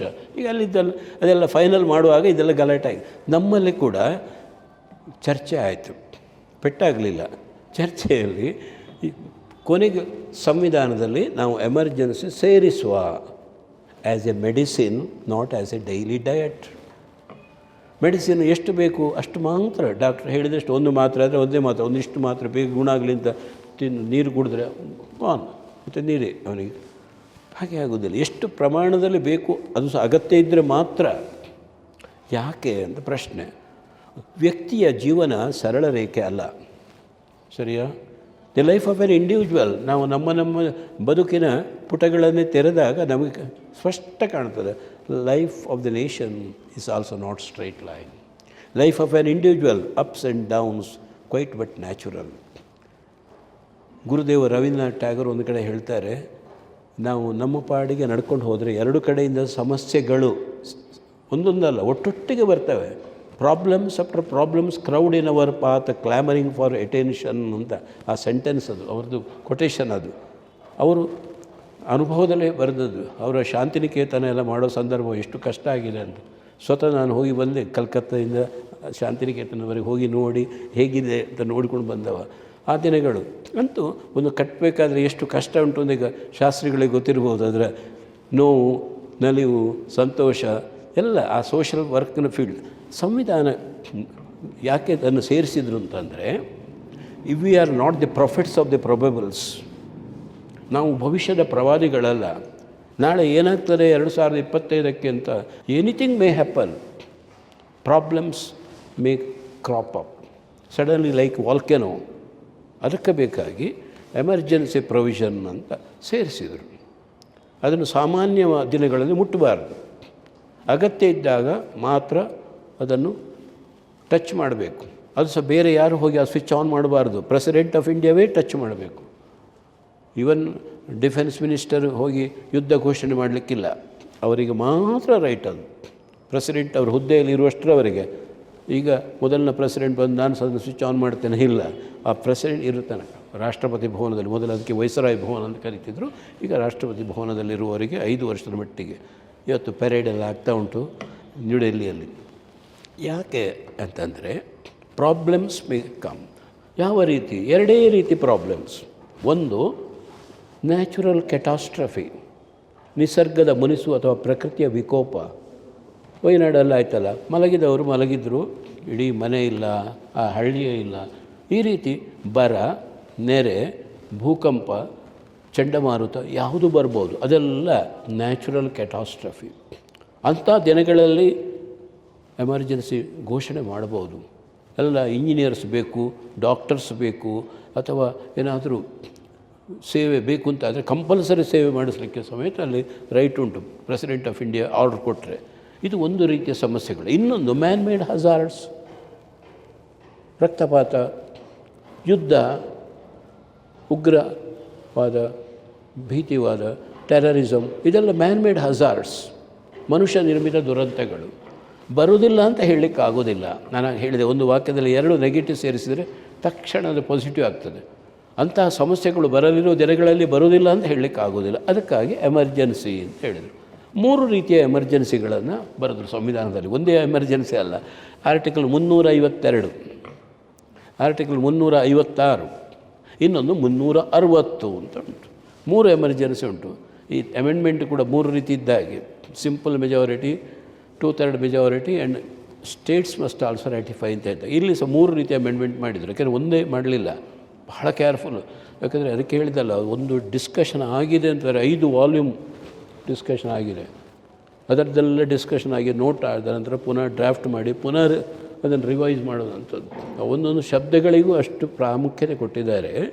ಇದೆ ಕಲೆಕ್ಟಿವ್ ಆ್ಯಕ್ಷನ್. ಅಂಬೇಡ್ಕರ್ ಯಾವತ್ತೂ ನಾನೇ ಮಾಡಿದ್ದು ಅಂತ ಹೇಳಲಿಲ್ಲ. ನೀವು ಅವರದ್ದು ಸ್ಪೀಚ್ ಓದಬೇಕು. 25ನೇ ತಾರೀಕು, ಮರುದಿನ 26, 1949 ನವಂಬರ್ 25 ನನ್ನ ಹತ್ರ ಉಂಟದು. ಅವ್ರದ್ದು ಸುದೀರ್ಘವಾದಂಥ ಮತ್ತು ಒಳ್ಳೆಯ ಭಾಷಣ, ಅದರಲ್ಲೆಲ್ಲ ವಿವರಿಸ್ತಾರೆ ಅವರು ಹೇಗೆ ಹೇಗೆ ಹೇಗೆ. ಮೇಡಮ್, ಅದು ಬೇರೆ ಸ್ಪೀಚ್, ಅದು ಪುಸ್ತಕ ನನ್ನ ಹತ್ರ, ನನ್ನ ಕಲೆಕ್ಷನ್ ಅದು. ಅದರಲ್ಲಿ speeches in the constituent assembly ಅಂತ ಬರ್ತದೆ. ಅದನ್ನು ಕೋಟ್ ಮಾಡಿದ್ದೇನೆ ನಾನು, ಕೆಲವೆಲ್ಲ ಅವರದ್ದು ಸೆಂಟೆನ್ಸ್ ಕೋಟ್ ಮಾಡಿದ್ದೇನೆ. ಮತ್ತು ಕೊನೆಗೆ ನೀವು ಓದಿ, ಅದರಲ್ಲಿ 10 ಕಾರಣಗಳು ಕೊಟ್ಟಿದೆ. 47ರಲ್ಲಿ ಯಾಕೆ ಸ್ವಾತಂತ್ರ್ಯ ಸಿಕ್ಕಿತು ಅಂತ, 37ರಲ್ಲಿ ಸಿಕ್ಕಲಿಲ್ಲ, 57ರಲ್ಲಿ ಅದೇ ರೀತಿ ಹೇಗೆ ಅದು 47ಕ್ಕಾಗುವಾಗ ಏನಾಯಿತು ಕತೆ ಅಂತ ಅದರಲ್ಲಿ ನಾನು ಹಾಕಿದ್ದೀನಿ. ಅದು ಬೇರೆ ಕಡೆ ನಿಮಗೆ ಸಿಕ್ಕುವುದಿಲ್ಲ. ಪುನಃ ವಿಷಯಕ್ಕೆ ಬರ್ತೇನೆ. ಎಮರ್ಜೆನ್ಸಿ 3 ರೀತಿ. ಒಂದು, ಆರ್ಟಿಕಲ್ 352 ಪ್ರಕಾರ, when there is external aggression or internal disturbance, the president of India can declare emergency, ಅಥವಾ ಪ್ರೊಮಲ್ಗೇಟ್ ಅಂತ ಶಬ್ದ ಯೂಸ್ ಮಾಡ್ತೇವೆ, ಪ್ರೊಕ್ಲೈಮ್ ಅಂತ ಶಬ್ದ ಯೂಸ್ ಮಾಡ್ತೇವೆ. 352 ಪ್ರಕಾರ ಆಂತರಿಕ ದಂಗೆ, ಬ್ಲಡ್ಡಿ ರೆವಲ್ಯೂಷನ್, ಎಕ್ಸ್ಟರ್ನಲ್ ಅಗ್ರೆಷನ್ ಆದರೆ ಆಗ ಮಾತ್ರ ರಾಷ್ಟ್ರಾಧ್ಯಕ್ಷರು ಯುದ್ಧ ಆಗುವ ಸಂದರ್ಭದಲ್ಲಿ ಎಮರ್ಜೆನ್ಸಿ ಡಿಕ್ಲೇರ್ ಮಾಡ್ಬೋದು. 1962ನಲ್ಲಿ ಫಸ್ಟ್ ಟೈಮ್, 1962, ಚೈನಾ ನಮ್ಮ ಮೇಲೆ ದಾಳಿ ಮಾಡಿತ್ತು. ಆಗ ನಾವು ಸಣ್ಣ ಸಣ್ಣ ಮಕ್ಕಳು, ಯಾರಿಗೆ ಗೊತ್ತಿರ್ಬೋದು, ಸಣ್ಣವರು ನಾವಾಗ. ಸಡನ್ನಾಗಿ ನಮಗೆ ರೇಡಿಯೋದಲ್ಲಿ, ಆಗ ಟಿ ವಿ ಹೆಸರು ಸಹ ಕೇಳಲಿಲ್ಲ, ಮೈಕ್ ಹಾಕಿದರು, ಪಂಚಾಯತ್ನಲ್ಲಿ ಅನೌನ್ಸ್ ಮಾಡಿದರು, ಭಾರತದ ಮೇಲೆ ದಾಳಿಯಾಗಿದೆ ಅಂತ. It's not a cock and bull story, it's a part of history. Every day ನಮ್ಮ ನವಭಾರತ ಪೇಪರ್ ಅಂತಿತ್ತು ನಮ್ಮ ಕಡೆಯಲ್ಲಿ, ಉದಯವಾಣಿ ಪೇಪರ್ ಇರಲಿ, ದೊಡ್ಡ ಅಕ್ಷರದಲ್ಲಿ ಭಾರತ ಪ್ರಚಂಡ ಸೋಲಿನತ್ತ, 1 ತಿಂಗಳು ಯುದ್ಧ ಆಗಿದೆ, ನಾವು ಕಳ್ಕೊಂಡೆವು ಲ್ಯಾಂಡ್, 32,000 ಚದರ ಮೈಲಿ ಚೈನಾದವರ ಕೈಯಲ್ಲಿ ಉಂಟು. ಅವರು ಮ್ಯಾಕ್ಮೋಹನ್ ಲೈನ್ ಮೊದಲು ಬ್ರಿಟಿಷರ ಟೈಮ್ ಇದು ಇಲ್ಲ ಅಂತ ಮಾಡಿದರು, ಒಂದು ಕಡೆಯಲ್ಲಿ ಟಿಬೇಟನ್ನು ಪೂರ ತೆಗೊಂಡ್ರು. ಆಗ ನಾವು ಅದು ಪ್ರೊಟೆಸ್ಟ್ ಮಾಡಿದೆವು. ನೀವು ಪ್ರೊಟೆಸ್ಟ್ ಮಾಡ್ತೀರಾ, ನಿಮಗೆ ಕಲಿಸ್ತೇವೆ ಬುದ್ಧಿ ಅಂತ ಹೇಳಿದರು. ನಮ್ಮ ಮೇಲೆ ಮಾಡಿದ್ದು. ಬ್ರಹ್ಮಪುತ್ರ ರಿವರ್ನವರೆಗೆ ಬಂದಿದೆ. ಅರುಣಾಚಲ ಪ್ರದೇಶಕ್ಕೆ ನಾನು ಸ್ವತಃ ಹೋಗಿ ನೋಡಿದ್ದೇನೆ. ಅಲ್ಲಿ ಒಂದು ಕಡೆಯಲ್ಲಿ ಒಂದು ಹುತಾತ್ಮರ ಸಮಾಧಿ ಇದೆ. 4 ಕಡೆಯಲ್ಲಿ ಮಡಿಕೆ ಇಟ್ಟಿದ್ದಾರೆ, ಅನ್ಗ್ರಹಿಸಿದ ಚಿತಾಭಸ್ಮ ಅಂತ, ಅದು ಮಣ್ಣು ಇಟ್ಟಿದ್ದಾರೆ. ಬಹಳ ಚೆಂದ ಮಾಡಿ 2,000 ಜನ ಆ ಜಾಗದಲ್ಲಿ ತೀರಿ ಹೋಗಿದ್ದಾರಂತೆ. ನಮ್ಮ ಯುದ್ಧದ ಆಸಂಗತೆಯನ್ನು ಹೇಳಲಿಕ್ಕೆ ಹೊರಟ್ರೆ ನಿಜವಾಗಿ ಆದರೆ ಯಾರಿಗಾದ್ರೂ ಕಣ್ಣಲ್ಲಿ ನೀರು ಬರ್ಬೋದು. ಸರಿಯಾದ ಮಾರ್ಗ ಇಲ್ಲ, ಸರಿಯಾದ ವೆಪನ್ ಇಲ್ಲ. ಕೃಷ್ಣ ಮೆನನ್ ಆಗ ಮಿನಿಸ್ಟರ್ ಆಗಿದ್ದದ್ದು. ಕಾಂಗ್ರೆಸ್ನವರಿಗೆ ಹೇಳಿದರು, ನಮಗೆ ನೆಹರು ಸಹ ಇಂಪಾರ್ಟೆಂಟ್ ಅಲ್ಲ, ಕೃಷ್ಣ ಮೆನನ್ ದೇಶ ಇಂಪಾರ್ಟೆಂಟು. ಯಾಕೆಂದರೆ ಅಲ್ಲಿ ಮಹಾವೀರ ತ್ಯಾಗಿ ಅಂತ ಹೇಳುವವರು ಅಲ್ಲಿ ಏನು ಪ್ರದೇಶ ಚೈನಾದವರು ಅಟ್ಯಾಕ್ ಮಾಡಿದ ಜಾಗ, ಅಲ್ಲಿ ಕಲ್ಲು ಮುಳ್ಳು ಏನು ಬೆಳೆಯೋದಿಲ್ಲ ಅಂತ ಹೇಳಿಬಿಟ್ರು ನೆಹರು. ಆಗ ಕೂಡಲೇ ಅವರೆದ್ದರು ಮಹಾವೀರ ತ್ಯಾಗಿ, ನೋಡಿ ನನ್ನ ತಲೆ ಕೂಡ ಬೋಳಾಗಿದೆ, ಕಟ್ ಮಾಡಿ ಅಂತ. ಅಷ್ಟಾಗುವಾಗ ಇಡೀ ಅಲ್ಲೋಲ ಕಲ್ಲೋಲ ಆಗಿದೆ. ಕೃಷ್ಣ ಮೆನನನ್ನು ರಾಜೀನಾಮೆ ಕೊಡಬೇಕಾಗಿ ಬಂತವರು. ಇದೆಲ್ಲ part of history, it's A reality which we have. Anyhow ಅದನ್ನು ಬಿಟ್ಟು ಈಗ 352 ಕೂಡ ಡಾಕ್ಟರ್ ರಾಧಾಕೃಷ್ಣನ್ ಸ್ವಿಚ್ ಆನ್ ಮಾಡಿದರು. 352ನೇ ವಿಧಿಯ ಪ್ರಕಾರ ಇಮ್ಮಿಡಿಯೇಟ್ ಅವರು ಡಿಕ್ಲೇರ್ ಆಯಿತು. ಒಳಗೆ ಬಂದರು ಅಂತ ಅದೇ ಕೂಡಲೇ ಎಮರ್ಜೆನ್ಸಿ ಮಾಡಿದರು. ಎಲ್ಲ ಕಮ್ಯುನಿಸ್ಟ್ರನ್ನು, ಸಣ್ಣ ಸಣ್ಣ ಚಳ್ಳೆಪಿಳ್ಳೆಗಳನ್ನು ಸಮೇತ ಕಮ್ಯುನಿಸ್ಟ್ರು ಅಂತ ಕೂಡಲೇ ಒಳಗಿಟ್ರು. ಯಾಕೆ ಅಂದರೆ ದಾಳಿ ಮಾಡಿದ ರಾಷ್ಟ್ರ ಅದು ಕಮ್ಯುನಿಸ್ಟ್ ರಾಷ್ಟ್ರ. ಇಲ್ಲಿಂದ ಅವರಿಗೆ ಇನ್ಫಾರ್ಮೇಷನ್ ಕೊಡ್ತಾ ಹೋದರೆ ನಾಳೆ ದಿವಸ ಏನಾದೀತು. ಅದಕ್ಕೆ ಬೇಕಾಗಿ ಆವಾಗ ಗುಲ್ಜಾರಿಲಾಲ್ ನಂದಾ ಹೋಮ್ ಮಿನಿಸ್ಟರ್ ಆಗಿದ್ದರು. ಎಲ್ಲರನ್ನು ಒಳಗಿಟ್ಟರು. ಅಂತೂ ಹಿಂದಿ ಚೀನಿ ಬಾಯಿ ಬಾಯಿ ಅಂತ ಸ್ಲೋಗನ್ ಇತ್ತು. ಬಾಯಿ ಬಾಯಿ ಬಡ್ಕೊಂಡೆವು ನಾವು. ಪುನಃ 1965ಗೆ ಬಂದಾಗ ಭಾರತ ಪಾಕಿಸ್ತಾನ ಕ್ರಿಕೆಟ್ ಮ್ಯಾಚೆಲ್ಲ ಯುದ್ಧ ಆಯಿತು. ಈಗ 1962ನಿಂದ 65ಗೆ ಆಗ ಲಾಲ್ ಬಹದ್ದೂರ್ ಶಾಸ್ತ್ರಿ ನೋಡಲಿಕ್ಕೂ ಕುಳ್ಳ, ಇವರು ಆರಾಮದಲ್ಲಿ ನಾವು ಗೆಲ್ಲಬಹುದು ಅಂತ ಅಯೂಬ್ ಖಾನಲ್ಲಿ ಅವ ಮಿಲಿಟ್ರಿ ಹೇಳಿ ಅವ ಮಿಲಿಟ್ರಿ ಲೀಡರ್. ಅವನಿಗೆ ಅಲ್ಲಿ ನಿಕ್ಸನ್ ಇದ್ದು ಎಲ್ಲ ಪ್ಯಾಟ್ರನ್ ಟ್ಯಾಂಕ್ಗಳೆಲ್ಲ ಬಂದಿದೆ, ರೆಡಿಯಾಗಿದೆ. ಗುಜರಾತಿನ ಕಚ್ ರಣದಲ್ಲಿ ಅವರು ಆಚೆ ಕಡೆ ಇದ್ದಾರೆ. ಇನ್ನೊಂದೆರಡು ದಿನ ಆಗುವಾಗ ಯುದ್ಧಕ್ಕೆ ಒಳಗೆ ಬರ್ತಾರೆ. ಒಂದು ಕ್ರಮ ಇದೆ, ಅದು ಮೊದಲಿಂದಲೂ ಕೂಡ ನಮ್ಮಲ್ಲಿ ಯುದ್ಧ ಶಾಸ್ತ್ರದಲ್ಲಿ ಹೇಳ್ತಾರೆ. ಯುದ್ಧ ಆಗೋದಿದ್ದರೆ ವೈರಿಯ ನೆಲದಲ್ಲಿ ಆಗಬೇಕು, ವೈರಿಯ ನೆಲೆಯಲ್ಲಿ ಆಗಬೇಕು, ನಮ್ಮ ನೆಲದಲ್ಲಿ ಆಗಬಾರ್ದು. ಲಾಲ್ ಬಹದ್ದೂರ್ ಶಾಸ್ತ್ರಿ ಅವರು ಲೆಕ್ಕಾಚಾರ ಮಾಡಿದರು. ಬಂತು ಅವರಿಗೆಲ್ಲ ರಿಪೋರ್ಟ್. 3 ಜನರನ್ನು ಕೂತ್ಕೊಳಿಸಿದರು, ಆರ್ಮಿ, ನೇವಿ, ಏರ್ಫೋರ್ಸ್ನ ಚೀಫನ್ನು. ಆರ್ ಯು ರೆಡಿ ಅಂತ ಕೇಳಿದರು. ಎಸ್ ಸರ್ ಅಂತ. ಬರೀ ಹಾಫ್ ಆ್ಯನ್ ಅವರ್ ಮಾತ್ರ ಡಿಸಿಷನ್ ತಗೊಂಡದ್ದು. ಯುದ್ಧ ನಾವು ಡಿಕ್ಲೇರ್ ಮಾಡಿದ್ದು 65ನಲ್ಲಿ ಪ್ರಚಂಡವಾದಂಥ ಜಯ ನಮ್ಮ ಪಾಲಿಗಾಯಿತು. ಆಗ ಕೂಡ ಎಮರ್ಜೆನ್ಸಿ ಡಿಕ್ಲೇರ್ ಆಗಿದೆ. 1971ನಲ್ಲಿ ಇಂದಿರಾ ಗಾಂಧಿಯವರು ಪ್ರೈಮ್ ಮಿನಿಸ್ಟರ್ ಆಗಿದ್ದರು. more than 2,000 soldiers died. Bangladesh created. ಅವರಿಗಾಗಿ ನಾವು ಯುದ್ಧ ಮಾಡಿದ್ದು. ಆಗ ಸಹ ಎಮರ್ಜೆನ್ಸಿ ಡಿಕ್ಲೇರ್ ಆಗಿದೆ 71ರಲ್ಲಿ. ನಾನು ಮೊನ್ನೆ ಜನರಲ್ ಕಾರ್ಯಪ್ಪ ಅವರದೊಂದು ಪುಸ್ತಕ ಓದ್ತಾ ಇದ್ದೆ. ಅವರಿಗೆ ಭಾರಿ ಅದರಲ್ಲಿ ನಾವು ಹೇಳಿದಾಗ ಇವರು ರಾಜಕಾರಣಿಗಳು ಕೇಳ್ತಾ ಇಲ್ಲ ಅಂತ ನೋವಿದೆ ಅವರಿಗೆ. ಅವರು ಕೊನೆಗೆ ಅದನ್ನು ಎಕ್ಸ್ಪ್ರೆಸ್ ಕೂಡ ಮಾಡಿದ್ದ ಆ ಪುಸ್ತಕದಲ್ಲಿ. ತುಂಬ ಶೇಷಗಿರಿರಾವ್ ಅವರದ ಪುಸ್ತಕ ಇಂಗ್ಲೀಷ್ನಲ್ಲಿ ನಾನು ಓದ್ತಾ ಇದ್ದೆ. ಅಂತೂ ಅಂದರೆ ಕೆಲವು ಸರ್ತಿ ಅವರ ಅಭಿಪ್ರಾಯಗಳು, ಅನುಭವಗಳು, ಯಾಕೆಂದರೆ ಅದು ಫೀಲ್ಡಿನಲ್ಲಿರೋ ಅನುಭವ. ಕಾಶ್ಮೀರದಲ್ಲಿ ಜನರಲ್ ತಿಮ್ಮಯ್ಯ ಮತ್ತು ಜನರಲ್ ಆತ್ಮರಾಮ್ ಹೋಗಿ ಪೂರ್ತಿ ಕಾಶ್ಮೀರವನ್ನು ವಶಪಡಿಸ್ತೇವೆ ಅಂತ ಹೊರಟಾಗ ನಾವೇ ಸೀಸ್ ಫೈರ್ ಲೈನ್ ಹಾಕಿದ್ದು. ಬಿಸಿ ಕಾವಲಿಗೆ ನೀರು ಹಾಕಿದ್ರೆ ಹಾಕಿ ನಮ್ಮ ಮಾರಲ್ ಅಲ್ಲ, ಹೈ ಉಂಟು, ದಯವಿಟ್ಟು ಯುದ್ಧ ಸ್ತಂಭನ ಮಾಡಬೇಡಿ ಅಂತೇಳಿ ರಿಕ್ವೆಸ್ಟ್ ಮಾಡಿದರು ನೆಹರೂರಿಗೆ. ನಾವು ಯುದ್ಧ ಸ್ತಂಭನ ಮಾಡಿದೆವು. 3ನೇ ಒಂದು ಕಾಶ್ಮೀರ 5,000 ಚದರ ಮೈಲು ಇವತ್ತಿಗೂ ಅವರ ಕೈಯಲ್ಲಿ ಉಂಟು.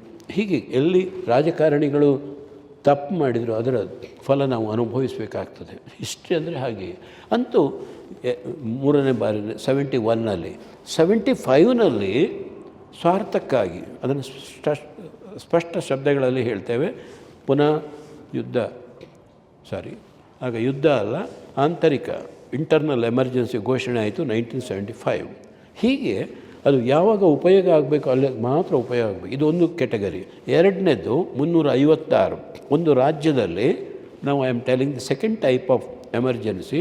In case the constitutional machinery is not working properly in a particular state ಅಲ್ಲಿ ಪ್ರೆಸಿಡೆಂಟ್ ರೂಲನ್ನು ಮಾಡ್ತಾರೆ. ಆದರೆ ರೂಲ್ ನಡೆಸೋದು ಗವರ್ನರ್. ಅದು ಗವರ್ನರ್ ರೂಲ್ ಅಂತ ಹೇಳೋದಿಲ್ಲ, ಶಬ್ದ ಉಪಯೋಗ ಆಗೋದು ಅಲ್ಲಿ ಪ್ರೆಸಿಡೆಂಟ್ ರೂಲ್ ಅಂತ. ಈಗ ಉದಾಹರಣೆಗೆ ನಾಗಾಲ್ಯಾಂಡ್ ಒಂದು ಸಣ್ಣ ಉದಾಹರಣೆ ಕೊಡೋದು, ಅಥವಾ ವೆಸ್ಟ್ ಬೆಂಗಾಲ್ ಅಲ್ಲಿ ಸಂವಿಧಾನದ ಪ್ರಕಾರ ನಡೆಯುವುದಿಲ್ಲ ಅಂತ ಆದರೆ, ಆ ಮೆಷಿನರಿ ವರ್ಕ್ ಆಗೋದಿಲ್ಲ ಸಂವಿಧಾನದ ಪ್ರಕಾರ ಅಂತ ಆದರೆ, ನಾಗಾಲ್ಯಾಂಡ್ನಲ್ಲಿ ಒಂದು ರೆಸೊಲ್ಯೂಷನ್ ಪಾಸ್ ಮಾಡಿದರು ವಿಧಾನಸಭೆಯಲ್ಲಿ ಅಂತ ಇಟ್ಟುಕೊಳ್ಳುವ, ಹೈಪೊಥೆಟಿಕಲ್ ಎಕ್ಸಾಂಪಲ್. ನಾಳೆಯಿಂದ ನಾವು ಸ್ವತಂತ್ರ ನಾಗಾಲ್ಯಾಂಡ್ ರಾಷ್ಟ್ರ ಅಂತ ಹೇಳಿದರೆ ಅದಕ್ಕೆ ಗವರ್ನರ್ ಕೂಡ ಸೈನ್ ಹಾಕಿದರು, ಅಲ್ಲಿ ಅಸೆಂಬ್ಲಿಯಲ್ಲಿ ಪಾಸ್ ಆಯಿತು ಅಂತ ಇಟ್ಕೊಂಡ್ರೆ 2 ನಿಮಿಷ ಸಾಕು, 3 ನಿಮಿಷ ಸಹ ಬೇಡ. ರಾಷ್ಟ್ರಪತಿ ಭವನದಲ್ಲಿ ಟೈಪ್ ಆಗಲಿಕ್ಕೆ president rule has been ಪ್ರೊಮಲ್ಗೇಟೆಡ್ under 356 article ಮುಗಿಯಿತು. ದ್ರೌಪದಿ ಮುರ್ಮುದು ಒಂದು ಸಣ್ಣ ಸಿಗ್ನೇಚರ್ ಬಿದ್ದರೆ, ಆ ಬಿದ್ದ ತಕ್ಷಣ ಇಲ್ಲಿ ಸಿಗ್ನೇಚರ್ ಬಿದ್ದ ತಕ್ಷಣ ಅಲ್ಲಿ ಗವರ್ನರ್ ಅಧಿಕಾರ ಹೋಯಿತು, ಅಲ್ಲಿಯ ಚೀಫ್ ಮಿನಿಸ್ಟರ್ದ ಅಧಿಕಾರ ಹೋಯಿತು, ಅಲ್ಲಿಯ ಅಸೆಂಬ್ಲಿದ ಅಧಿಕಾರ ಹೋಯಿತು. ಇನ್ನೊಬ್ಬರಿಗೆ ಗವರ್ನರ್ ಅವರಿಗೆ ಅಡಿಷನಲ್ ಚಾರ್ಜ್ ಕೊಡ್ಬೋದು, ಅಥವಾ ಹೈಕೋರ್ಟಿನ ನ್ಯಾಯಾಧೀಶರನ್ನು ಪ್ರತಿಜ್ಞಾವಿಧಿ ಸ್ವೀಕಾರ ಮಾಡಿ ಇಮ್ಮಿಡಿಯೇಟ್ ಗವರ್ನರ್ ಇಡೀ ಗೌರ್ಮೆಂಟನ್ನೇ ಮಾಡ್ಬೋದು. ಅಷ್ಟು ಪವರ್ಫುಲ್ ಇದೆ ನಮ್ಮ ಸಂವಿಧಾನದ 356ನೇ ವಿಧಿ. ಅಮೇರಿಕಾದಲ್ಲಿ ಹಾಗೆ ಆಯಿತು. ಅದರದ್ದು ಉದಾಹರಣೆ ಕೊಡ್ತಾ ಇದ್ದೀನಿ. ಸೌದರ್ನ್ ಅಲ್ಲೆಲ್ಲ ಗವರ್ನರ್ಸ್, ಇಲೆಕ್ಟೆಡ್ ಗವರ್ನರ್ಸ್, ಅಲ್ಲಿ ಚೀಫ್ ಮಿನಿಸ್ಟರ್ ಇಲ್ಲ. ಅಬ್ರಹಾಂ ಲಿಂಕನ್ ಇರುವಾಗ ಸದರ್ನ್ ಗವರ್ನರ್ಸ್ ಎಲ್ಲ ತಿರುಗಿ ಬಿದ್ದರು ಗೌರ್ಮೆಂಟ್ ಆಫ್ ಅವರ ಅಮೇರಿಕಕ್ಕೆ. ಯುದ್ಧ ಆಯಿತು, ಸಿವಿಲ್ ವಾರ್ ಆಯಿತು. ಕೊನೆಗೂ ಅಬ್ರಹಾಂ ಲಿಂಕನ್ ವಿನ್ ಆದರು. The unity of United States ಅಲ್ಲಿ ಉಳಿಯಿತು. ಆನಂತರ ಕೆಲವೇ ದಿನ ಅವರು ಬದುಕಿದ್ದು. ಅಬ್ರಹಾಂ ಲಿಂಕನ್ಗೆ ಗುಂಡು ಹೊಡೆದ್ರು. ಅಲ್ಲಿ ವಾಲ್ಟರ್ ಲಿಪ್ಮನ್ ಒಬ್ಬ ಕವಿ ಬರೀತಾನೆ, the ship has reach the shore alas captain is no more ಅಂತ. ಜಾನ್ ಎಫ್ ಕೆನಡಿ ಅವರಿಗೂ ಹಾಗೇ ಆಯಿತು. ಅಂತೂ ಚೈನಾದ ಅಟ್ಯಾಕ್ ಮಾಡಿದಾಗ 1 ತಿಂಗಳು ಅವರು ಯುದ್ಧ ಮಾಡಿದ್ದಾರೆ. ಕೊನೆಗೆ ಜಾನ್ ಎಫ್ ಕೆನಡಿ ಅಲ್ಲಿಂದ ಸ್ಟೇಟ್ಮೆಂಟ್ ಕೊಟ್ಟರು, ಡೆಮಾಕ್ರೆಟಿಕ್ ಕಂಟ್ರಿಯ ವಿರುದ್ಧ ನೀವು ಕಮ್ಯುನಿಸ್ಟ್ ಕಂಟ್ರಿ ನಾವು ನೋಡ್ತಾ ಇದ್ದೇವೆ, ಇನ್ನೂ ನಾವು ಕಾಯಲಿಕ್ಕೆ ರೆಡಿ ಇಲ್ಲ, ನಾವು ಬರ್ತೇವೆ ಅಂತ. ಅದು ಹೇಳಿದ ತಕ್ಷಣ ಅಲ್ಲಿ ಬೀಜಿಂಗ್ ಗೌರ್ಮೆಂಟ್ ಸ್ಟಾಪ್ ಮಾಡಿದ್ದು. It's A fact. ಕೆಲವು ಸರ್ತಿ ನಾವು ಹಿಸ್ಟ್ರಿಯಲ್ಲಿ ಕಾಣದ ಎಷ್ಟೋ ಸಂಗತಿಗಳಿದೆ, ಅದನ್ನು ಹೈಲೈಟೇ ಮಾಡೋದಿಲ್ಲ ಬೇಕು ಅಂತಲೇ. ಬೇಡದ್ದೆಲ್ಲ ಮೊಘಲರ ಅವರ ಮಗ ಇವರ ಮಗ ಅಂತ ಬಾಯಿಪಾಠ ಕಲ್ತದೇ ಬಂತು ನಾವು ಸಣ್ಣದಿರುವಾಗ. ಇತಿಹಾಸಕ್ಕೆ ಎಷ್ಟೋ ಕೋಣೆಗಳು ಇನ್ನೂ ಸಹ ಟಾರ್ಚ್ ಹಾಕಲೇ ಇಲ್ಲ. ಇದು ಬೇರೆ ವಿಷಯಕ್ಕೆ ಬಂದೆ ನಾನು. ಅಂತೂ ಇನ್ನೊಂದು ಎಮರ್ಜೆನ್ಸಿ ಇದೆ, 3ನೇದು. ಈಗ ಸ್ಟೇಟ್ ಎಮರ್ಜೆನ್ಸಿ ಹೇಳಿದೆ, ಇಡೀ ದೇಶಕ್ಕೆ ಸಂಬಂಧಪಟ್ಟದ್ದು ಹೇಳಿದೆ. 3ನೇದು ಅದು ಮಲಗಿದ ಸಿಂಹದಾಗೆ ಉಂಟು. ಸಂವಿಧಾನ ನೀವು ಓದಿದರೆ ಗೊತ್ತಾಗ್ತದೆ. ಆರ್ಟಿಕಲ್ 360 ಅಂತ ಹೇಳ್ತಾರೆ ಅವರು. ಅದು ಇನ್ನೂ ಸಹ ಹೇಳಲಿಲ್ಲ, ಅದು ಹೇಳೋದು ಬೇಡ, ಹೇಳೋ ಅಗತ್ಯವೂ ಇಲ್ಲ. ಎಂಥದ್ದು? ಫೈನಾನ್ಷಿಯಲ್ ಎಮರ್ಜೆನ್ಸಿ ಅಂತ ಹೇಳ್ತಾರೆ ಅದಕ್ಕೆ. ಖಜಾನೆ ಖಾಲಿ, ಕನ್ಸಾಲಿಡೇಟೆಡ್ ಫಂಡ್ ಆಫ್ ಇಂಡಿಯಾದಲ್ಲಿ ಇಲ್ಲ ದುಡ್ಡು, ಕಾಂಟಿಜೆನ್ಸಿ ಫಂಡ್ ಆಫ್ ಇಂಡಿಯಾದಲ್ಲಿ ಇಲ್ಲ, ಬಹಳ ಕಷ್ಟ ಆಗಿದೆ ಸರ್ಕಾರಕ್ಕೆ ಅಂತ ಬಂದರೆ ಸಂದರ್ಭ, ಆಗ ಮಾತ್ರ ಅದನ್ನು ನಾನು ಹೇಳ್ತೇನೆ. Then and then only article 360 on ಮಾಡ್ಬೋದು.